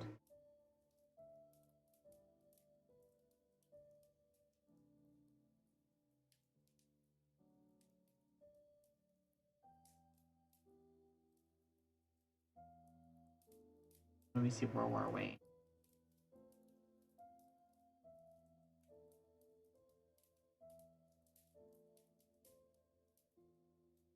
Oh, he must have slept. He must have slept soundly for an hour or more when a sudden clatter shook him in a most unwelcome manner. In a moment he realized what had happened. His carefully constructed screen had given way, and a very bright, frosty moon was shining directly on his face. This was highly annoying. Could he possibly get up and reconstruct the screen? Or could he manage to sleep if he did not? For some minutes he lay and pondered over the possibilities. Then he turned over sharply with all his eyes upon lay breathlessly listening. There had been a movement, he was sure, in the empty bed on the opposite side of the room. Tomorrow he would have moved, and there must be rats or something playing about it. It was quiet now. No commotion began again. There was a rustling and shaking, surely more than any rat could cause. I can figure to myself something of the professor's bewilderment and horror, for I have, in a dream 30 years back, seen the same thing happen. But the reader will hardly perhaps imagine how dreadful it was for him to see a figure suddenly sit up in what he had known as an empty bed. He was out of his own bed in one bound and made a dash towards the window, where lay his only weapon, the stick with which he had propped up his screen. This was, as it turned out, the worst thing he could have done, because the personage in the empty bed, with a sudden smooth motion, slipped from the bed and took up a position, with outspread arms between the two beds and in front of the door. Parkins watched it in a horrid perplexity. Somehow the idea of getting past it and escaping through the door was intolerable to him. He could not have borne, he didn't know why, to touch it. And as for its touching him, he would sooner dash himself through the window than have that happen. It stood for a moment in the band of dark shadow, and he had not seen what its face was like. Now it began to move in a stooping posture. All at once the spectator realized, with some horror and some relief, that it must be blind, for it seemed to feel about with its muffled arms in groping random fashion, turning halfway away from him. It became suddenly conscious of the bed it had just left, and darted towards it, and bent over and felt the pillows in a way which made Parkins shudder, as he had never in his life thought possible. In a very few moments it seemed to know that the bed was empty, and then moving forward to the area of the light and facing the window, it showed for the first time what manner of thing it was. Parkins, who very much dislikes being questioned about it, did once describe something of it in my hearing, and I gathered that what he chiefly remembers about it is a horrible, intensely horrible face of a crumpled linen. What expression he read upon it he could not or would not tell, but the fear of it went nigh to maddening him certain. But he was not at leisure to watch it for long. With formidable quickness it moved to the middle of the room, and as it groped and waved, one corner of drapery swept across Parkin's face. He could not, though he knew how perilous a sound was, he could not keep back a cry of disgust, and this gave the searcher an instant clue. It leapt towards him upon the instant. The next moment he was halfway through the window backwards, uttering cry upon cry at the utmost pitch of his voice. The linen face was thrust close into his own, and at this almost and last possible second, deliverance came. As you have guessed, the colonel burst the door open. It was just in time to see the dreadful at the window. When he reached the figures, only one was left. Parkins sank forward into the room in a faint, and before him, on the floor, lay a tumbled heap of bedclothes. Colonel Wilson asked no questions, but busied himself in keeping everyone else out of the room, getting Parkins back in his bed, and himself, wrapped in a rug, occupied in the other bed for the rest of the night. Early on the next day Rogers arrived, more welcome than he would have been a day before, and the three of them had a very long consultation. professor's room. At the end of it, Colonel had left the hotel door carrying a small object between his fingers and thumb, which he cast as far into the sea as his brawny arm could send it. Later on in the smoke of a burning ascended from the back premise of the globe, exactly what explanation was patched up for the staff and visitors of the hotel, I must confess I do not recollect. The professor was somehow cleared of the ready suspicion of delirium tremens, and the hotel had the reputation of a troubled house. There was not much question as to what would have happened to Parkins if the colonel had not intervened when he did. He would have either fallen out the window and lost his wits. But it's not so evident what more the creature that came in answer to the whistle could have done frightening. There seemed to be absolutely nothing material about it save for the bedclothes, of which it made itself a body. The colonel, who remembered a not very dissimilar occurrence in India, was of the opinion that if Parkins had closed with it, could really have done very little, and that its one power was that of frightening. The whole thing, he said, served to confirm his opinion of the Church of Rome. There's really nothing more to tell you, but as you may imagine, the professor's views on certain points are less clear cut than they used to be. His nerves, too. He has suffered and cannot even now see a surplice hanging on the door quite unmoved, and the spectacle of the scarecrow killed late on winter afternoon has cost him more than one sleepless night. Well, that was that story. That was one heck of a story. Um, Hi, how are you today, Stuart? I'm doing very well. Sorry for the late replies there. I was reading a story and that one was just really set up very poorly. The story itself, so I think it's a great story. Wonderful. The man finds the hidden whistle. It brings upon his spirit. Um, the problem that I have with it is that whoever reformatted that story for the internet did a horrible job of formatting it, and it was a pain to read. I do hope that you enjoyed it, though. That said, about we get another song as soon as I fix my tracking, which seems to have gone all weird on me. I can't win tonight, I don't think. Alright, let's go ahead and calibrate this real quick. Wow, my webcam's not even picking up now. That's strange. Is this better? Yeah, okay, cool. We're better, I think. No, it's definitely acting up. Wow, it's really acting up now. That's strange. Give me 1 second here. I'm gonna go to our be right back screen. I'm gonna fix the I'm gonna reset the camera, and we will continue on.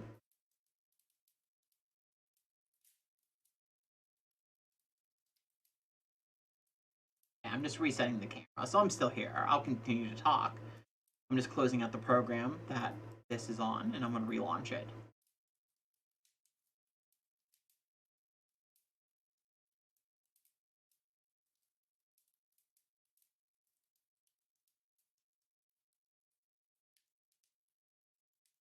So I hope you're all having a wonderful Christmas Eve and enjoying the stream so far. I'm enjoying it. Like I said, that last story is a bit formatted, a bit weird, so I struggled with it, and I do apologize for that.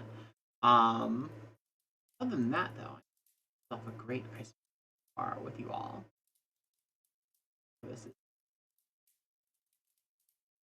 we got the calibration back the way it's supposed to look.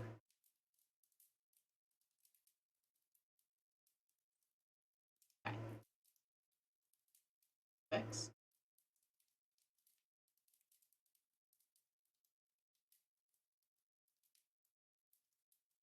There we go. Hey, I'm not there. There I am. That was crazy. That said, now that we got that up, let's get another song here, shall we? Pull up. Find us a new song. Cheats that I have. We did that one. Let's do this one.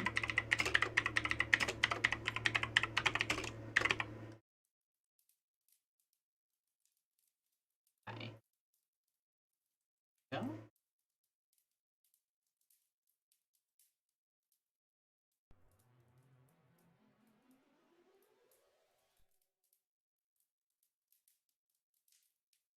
Start.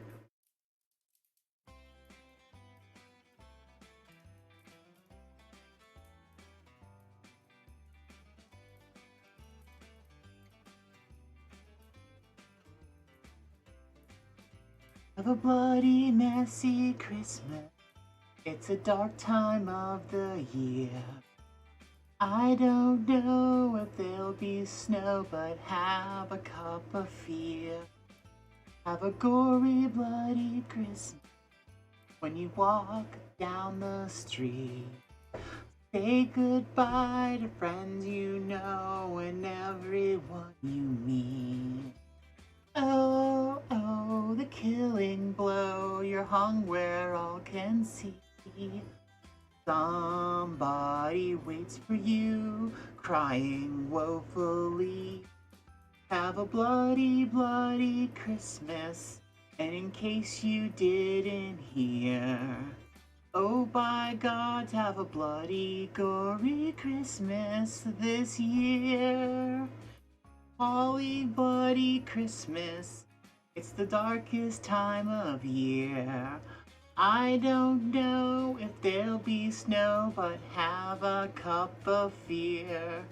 Have a gory, bloody Christmas, and when you walk down the street, say goodbye to friends you know and everyone you meet. Have oh, the killing blow, while you're hung where all can see.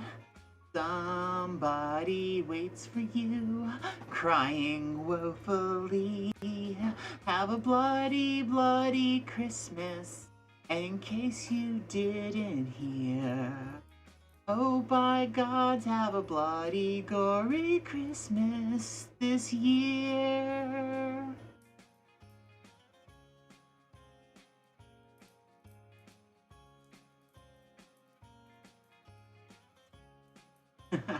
It's Jay Short can store it. They can have the weirdest, craziest things can happen even on Christmas. Even on a day that's supposed to be a day for the beings of the light, it's not. It can be our day too. Creatures of the dark can still come out and have fun. Horrible things can still happen. Nightmares can still be the things of reality. You never really truly keep the dark at bay, even in what's supposed to be the lightest time of year.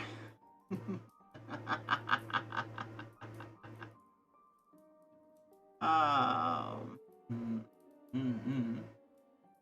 That said, perhaps they read us another story. Let me see if I can find one that's a little bit shorter than that last one. Yes, or Christmas Eve in this case. Sometimes you need to have the darkest things come out before the lightest day.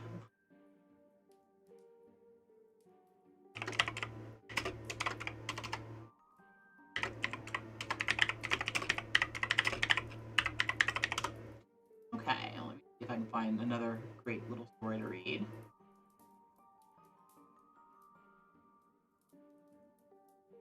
I'm gonna look for one that's not so painfully British. Like that last one.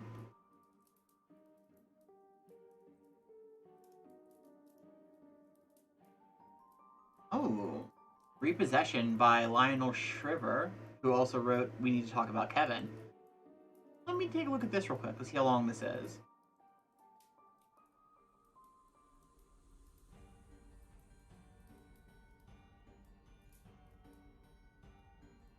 This is a very long one. I don't think we're going to do this one. Which is sad because I actually like this author. At least as a writer. I don't know if they're a good person or not. I know as a writer. Old Nurses.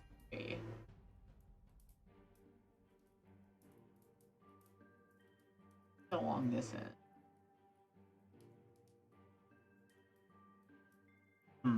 Oh no, this is set up like the other one with the horrible formatting. We're gonna skip this one.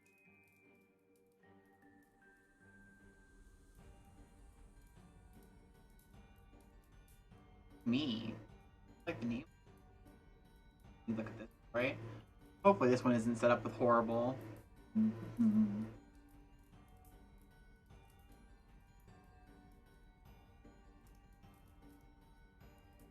This one's not too bad. We'll read Smee. I like this. Looks good. Smee by A.M. Barrage. No, said Jackson with a deprecatory smile. I'm sorry. I don't want to upset your game. I shan't be doing that because you'll have plenty without me. But I'm not playing any games of hide and seek. It was Christmas, and we were a party of 14 with just proper leaving of youth. Oh, leavening of youth. We had dined well, and it was the season for childish games, and we were all in the mood for playing them. All that is except Jackson. When somebody suggested hide and seek, there was a rapturous and almost unanimous approval. His was the one dissenting voice. It was not like Jackson to spoil sport or refuse to do as others wanted. Somebody asked him if he were feeling seedy. No, he answered. I feel perfectly fit, thanks. But he added with a smile which softened without retracting the flat refusal. I'm not playing hide and seek. A friend of yours actually has a scary Christmas story. That was something else. Oh, wow. You're gonna have to share that with me at some point. Maybe if we have time for another one after this, we'll see if we can. You see if you can find that for me. Why not? Someone asked. He hesitated for a moment before replying. I sometimes go and stay at a house where a girl was killed. She was playing hide and seek in the dark. She didn't know the house very well. There was a door that led to the servants' staircase. When she was chased, she thought the door led to a bedroom. She opened and jumped and landed at the bottom of the stairs. She broke her neck, of course. We all looked serious. Mrs. Fernley said, How terrible. And were you there when it happened? Jackson shook his head sadly. No, he said, but I was there when something else happened, something worse. What could be worse than that?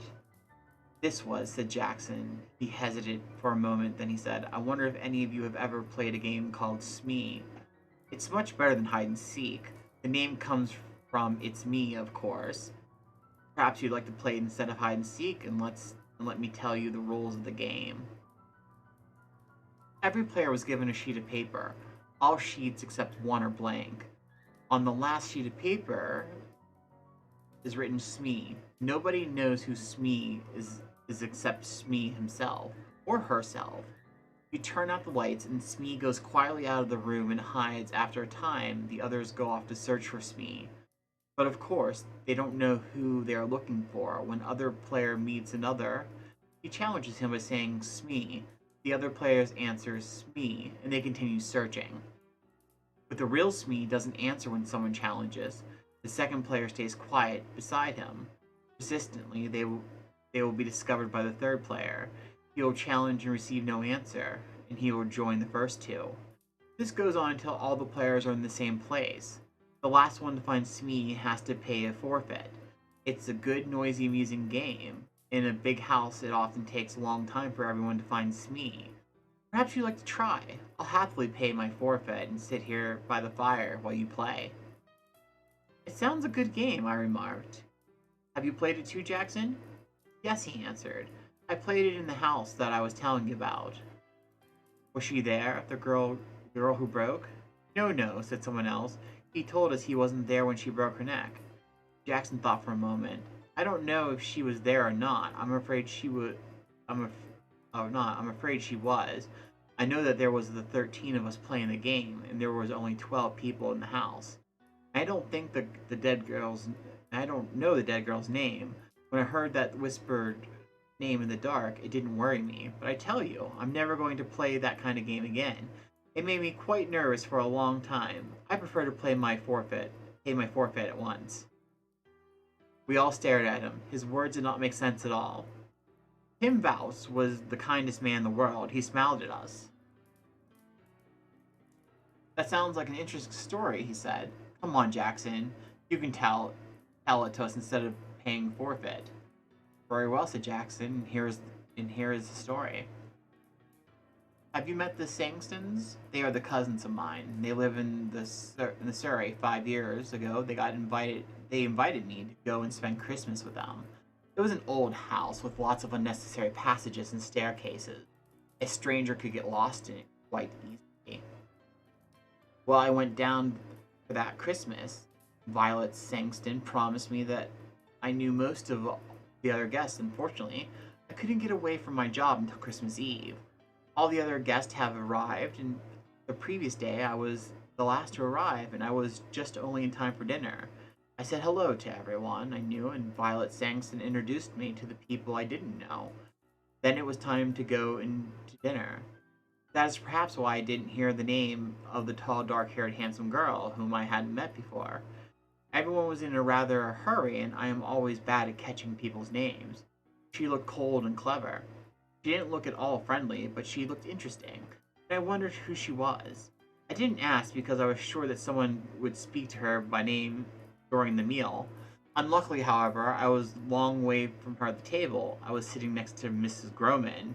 As usual, Mrs. Groman was being very bright and amusing. Her conversation is always worth listening to. And I completely forgot to ask the name of the girl in the dark, of the dark, proud girl. There were 12 of us, including the Sangstons themselves. We were all young, or trying to be young. Jack and Violet Sangston were the oldest, and their 17-year-old son Reggie was the youngest. It was Reggie who suggested Smee when the talk turned to games. He told us the rules of the game, and just as I've described them to you, Jack Sangston warned us all. If you're going to play games in the dark, he said, please be careful of all the back stairs on the first floor. The door leads to them, and I've often thought about taking the door off. In the dark, a stranger of the house could think they were walking into a room. A girl really did break her neck on those stairs. I asked how it happened. It was about 10 years ago, before we came here, and there was a party. They were playing hide and seek. This girl was looking for somewhere to hide. She heard somebody coming and ran along the passage to get away. She opened the door thinking it would lead to a bedroom. She planned to hide in there until the seeker had gone. Unfortunately, it was a door that led to the back stairs, and she fell straight down to the bottom of the stairs. She was dead when they picked her up. We all promised to be careful. Mrs. Gorman even made a little joke about living to be 90. See, none of us had known the poor girl, and we did not want to feel sad on Christmas Eve. Well, we all started the game immediately after dinner. Young Reggie Sangston went around making sure all the lights were off, except for the ones in the servants' rooms. And in the sitting room, where we then prepared 12 sheets of paper. 11 of them were blank, and one had Smee written on it. Reggie mixed them all up, and we each took one. The person who got the paper with Smee on it had to hide. I looked at mine and saw it was blank. A moment later, all the electric lights went out, and in the darkness, I heard someone moving very quietly to the door.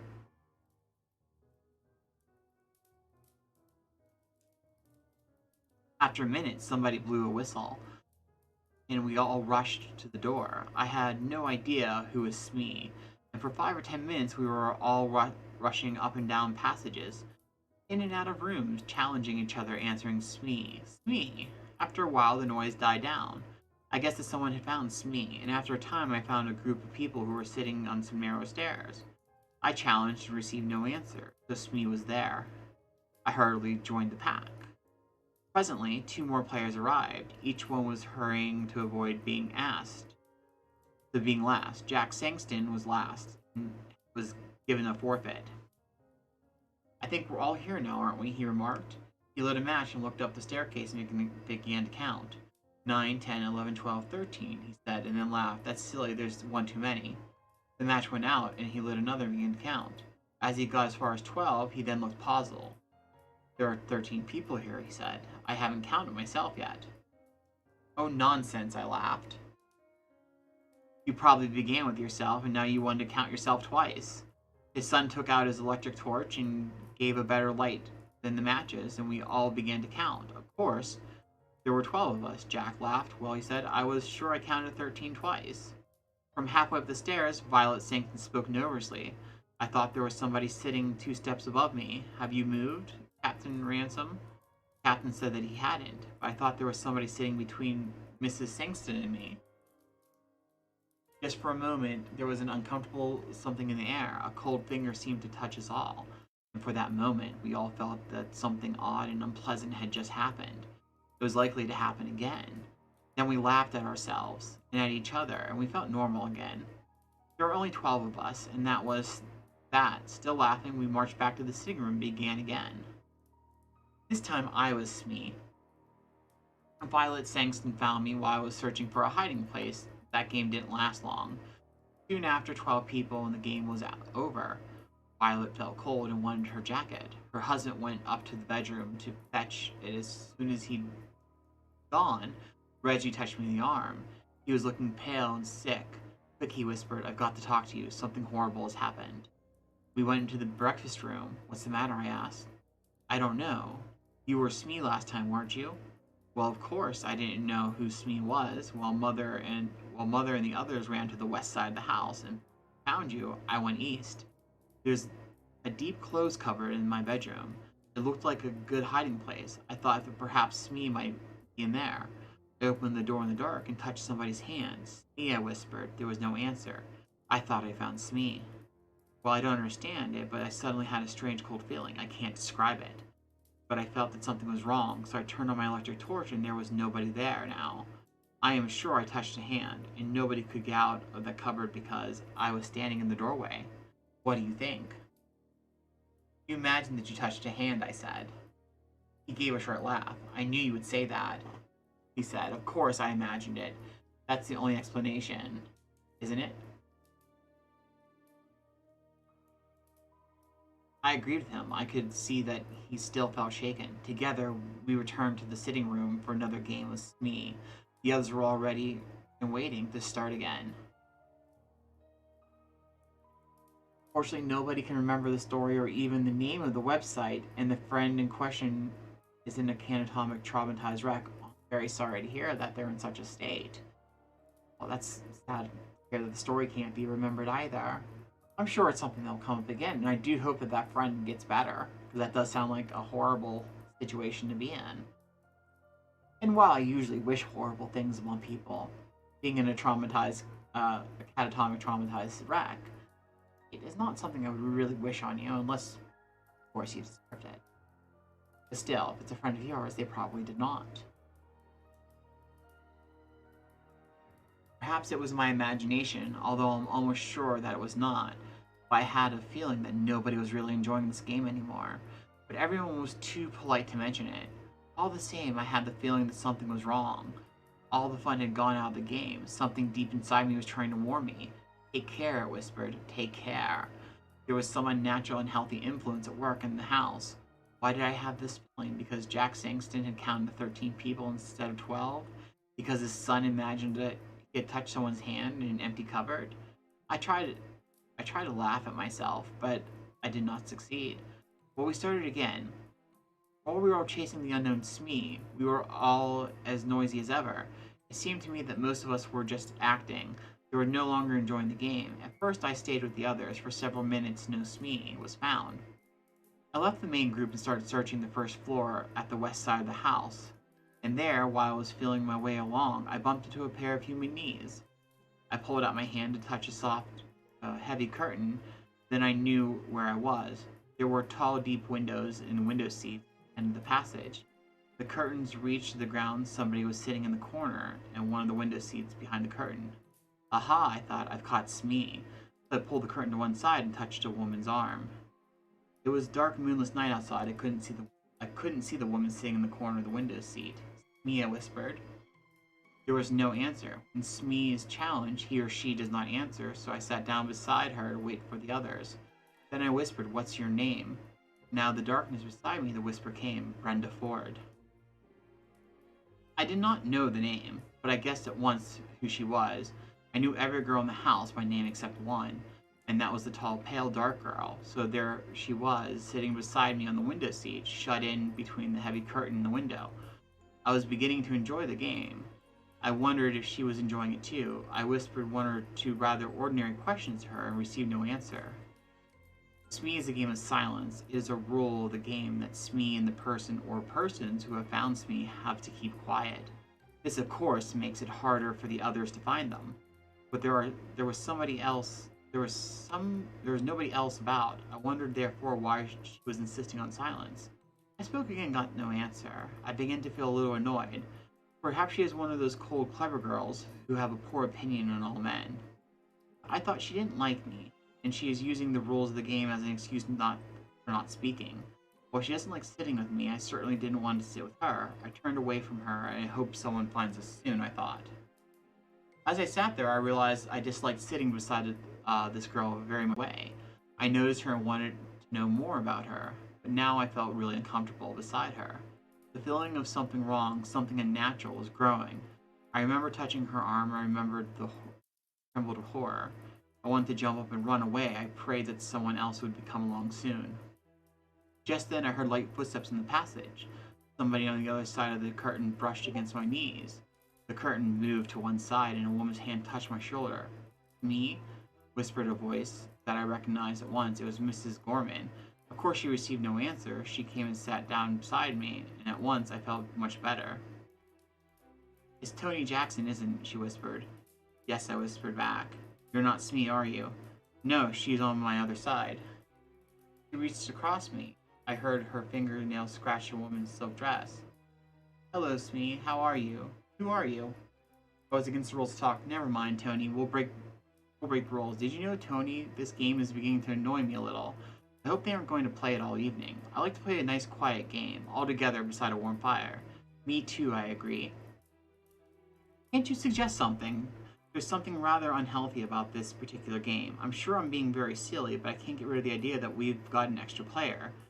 Somebody who ought not be here at all." That was exactly how I felt, but I didn't say so. However, I felt very much better. Mrs. Gorman's arrival had chased away my fears. We sat talking. "I wonder when the others will find us," said Miss Gorman.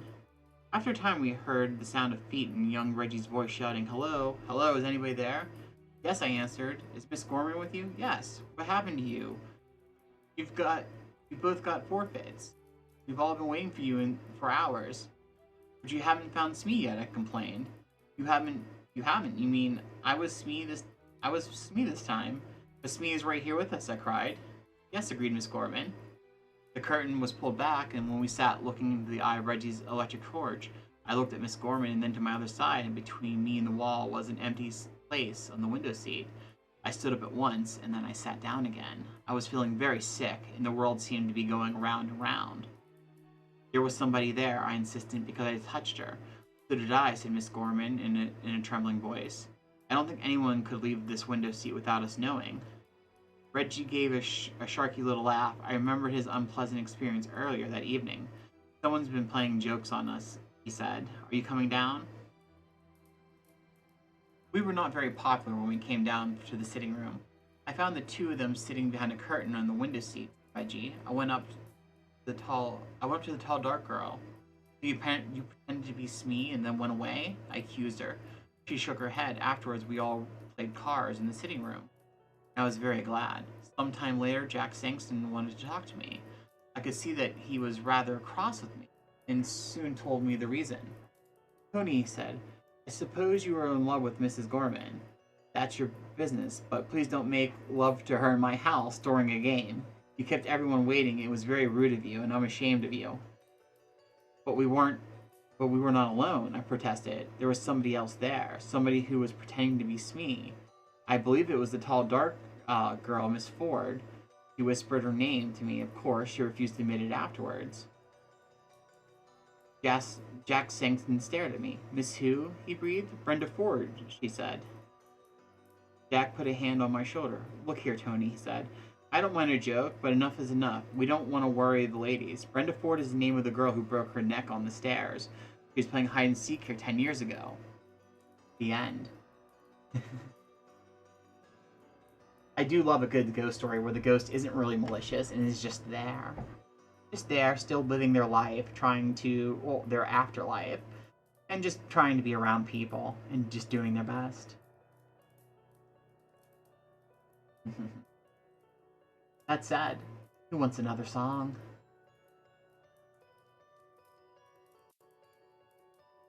I think that would be quite fun, wouldn't it? Let's see what other songs I have prepared.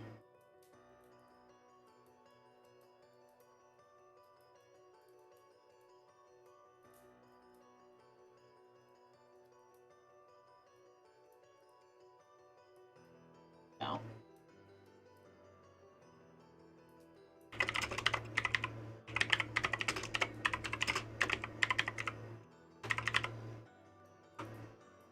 Okay. Let me just load this up here.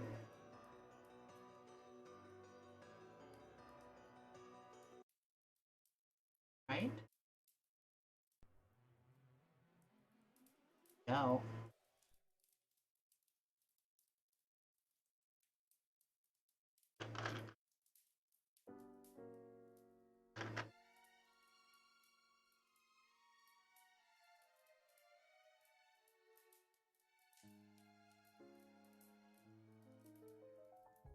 Lay bodies roasting on an open fire. Jack Frost bleeding. Oh. In the world sung by a choir and monsters feasting on fresh toast. Everybody knows blood eagles and some impaling help to make the season bright. Tiny monsters, their eyes all aglow, will find it hard to.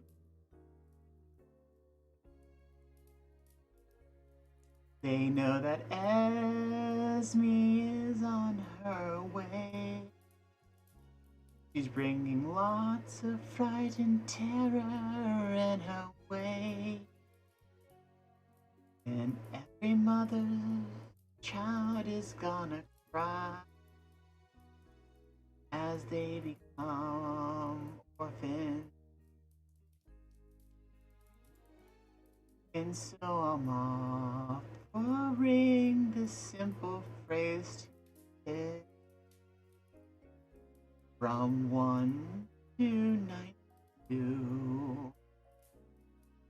Although it's been said many times, many ways, Bloody Yasmi's coming for you.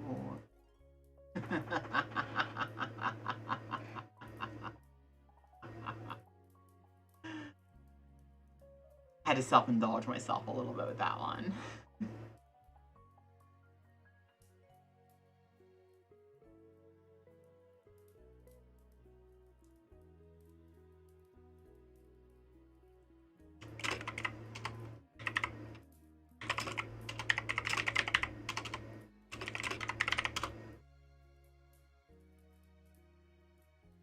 You know, sometimes a nice song is, you know, with a fire going in the background, it's relaxing. With tentacle centipedes crawling across the walls and darkness creeping in. Have to enjoy the little thing. Sometimes the little thing, just the best things that we have going for us.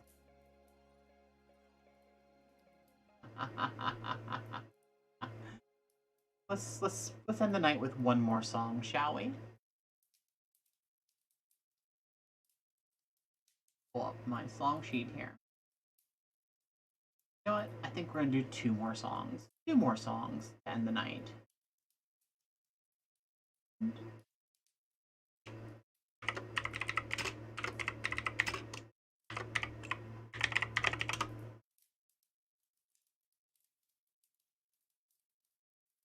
Here we go.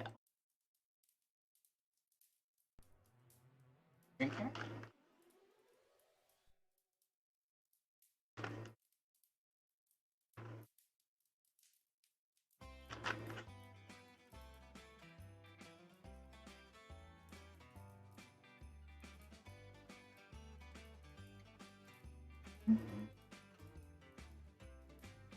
Have a bloody, messy Christmas. It's the dark time of year. I don't know if there'll be snow, but have a cup of fear. Have a gory, bloody Christmas. And when you walk down the street, say goodbye to friends you know and everyone you. Oh, oh, the killing blow, your hunger all can see. Somebody waits for you, crying woefully. Have a bloody, bloody Christmas. And in case you didn't hear, oh, by gods, have a bloody, gory Christmas this year.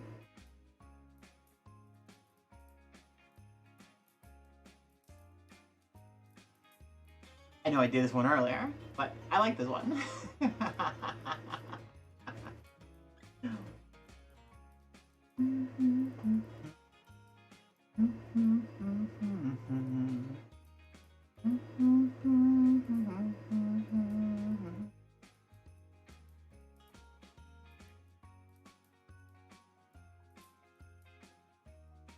That's the one I forgot to do.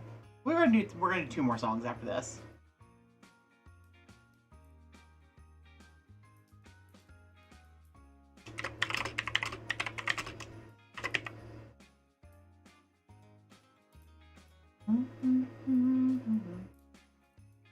Yeah.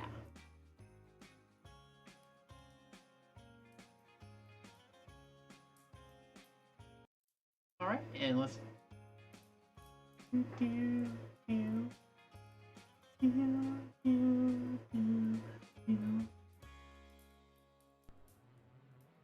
There we go.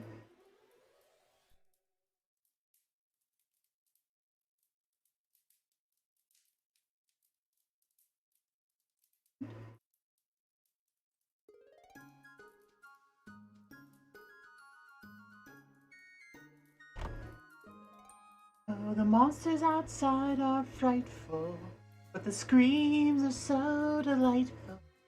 And since we've no place to go, let it go, blood will flow in the snow. Don't show a sign of stopping. I hear some bones a popping.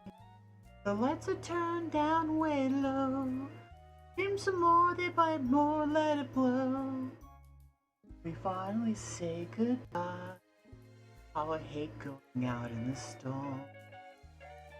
What the heck? There's like 2 songs going. This is messing me up. I tried to turn the other one off and it just went to the other one. Haha. Okay, so that got messed up. I apologize.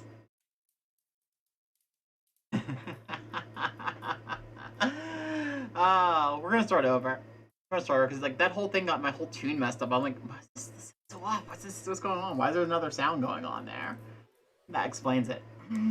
Let's do it over. Let's start from the beginning, shall we? If I put a little bit more into it. Here we go.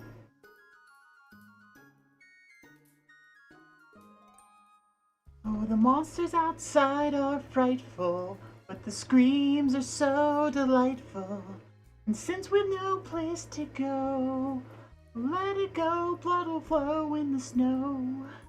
It don't show us signs of stopping, and I hear some bones a popping. The lights are turned way down low. Scream some more, they bite more, blood will flow. We finally say goodbye. I hate going out in the storm, but if you really hold the door tight, you'll have a better chance tonight. Fire is slowly dying, and my dear, we're still a-dying. They're eating us so, so slow. Let it snow, let it snow, let it snow.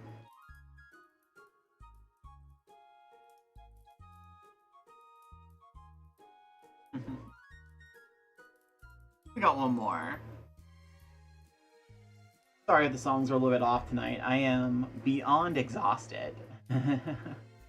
Had myself a very, very hard week.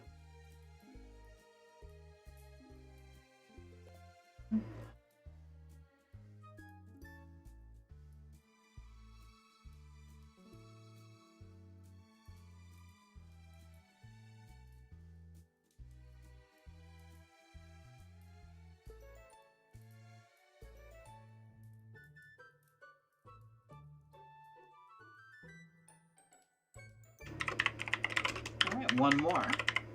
And this one, we'll close the night out with this.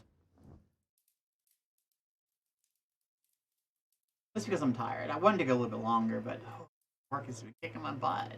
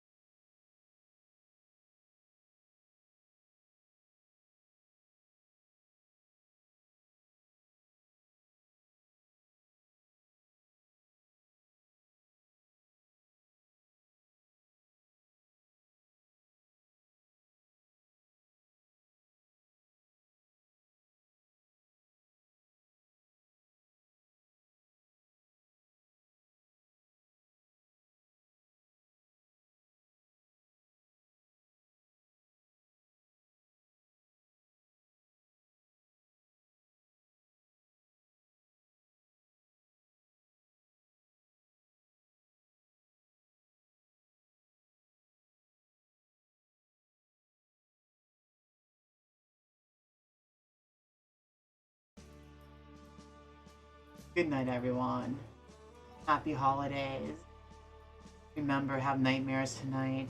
Dream of evil Santa Clauses or plums murdering in your dreams. When you wake up tomorrow, make yours with a scream. I'll see you next time. Check Twitter for my next.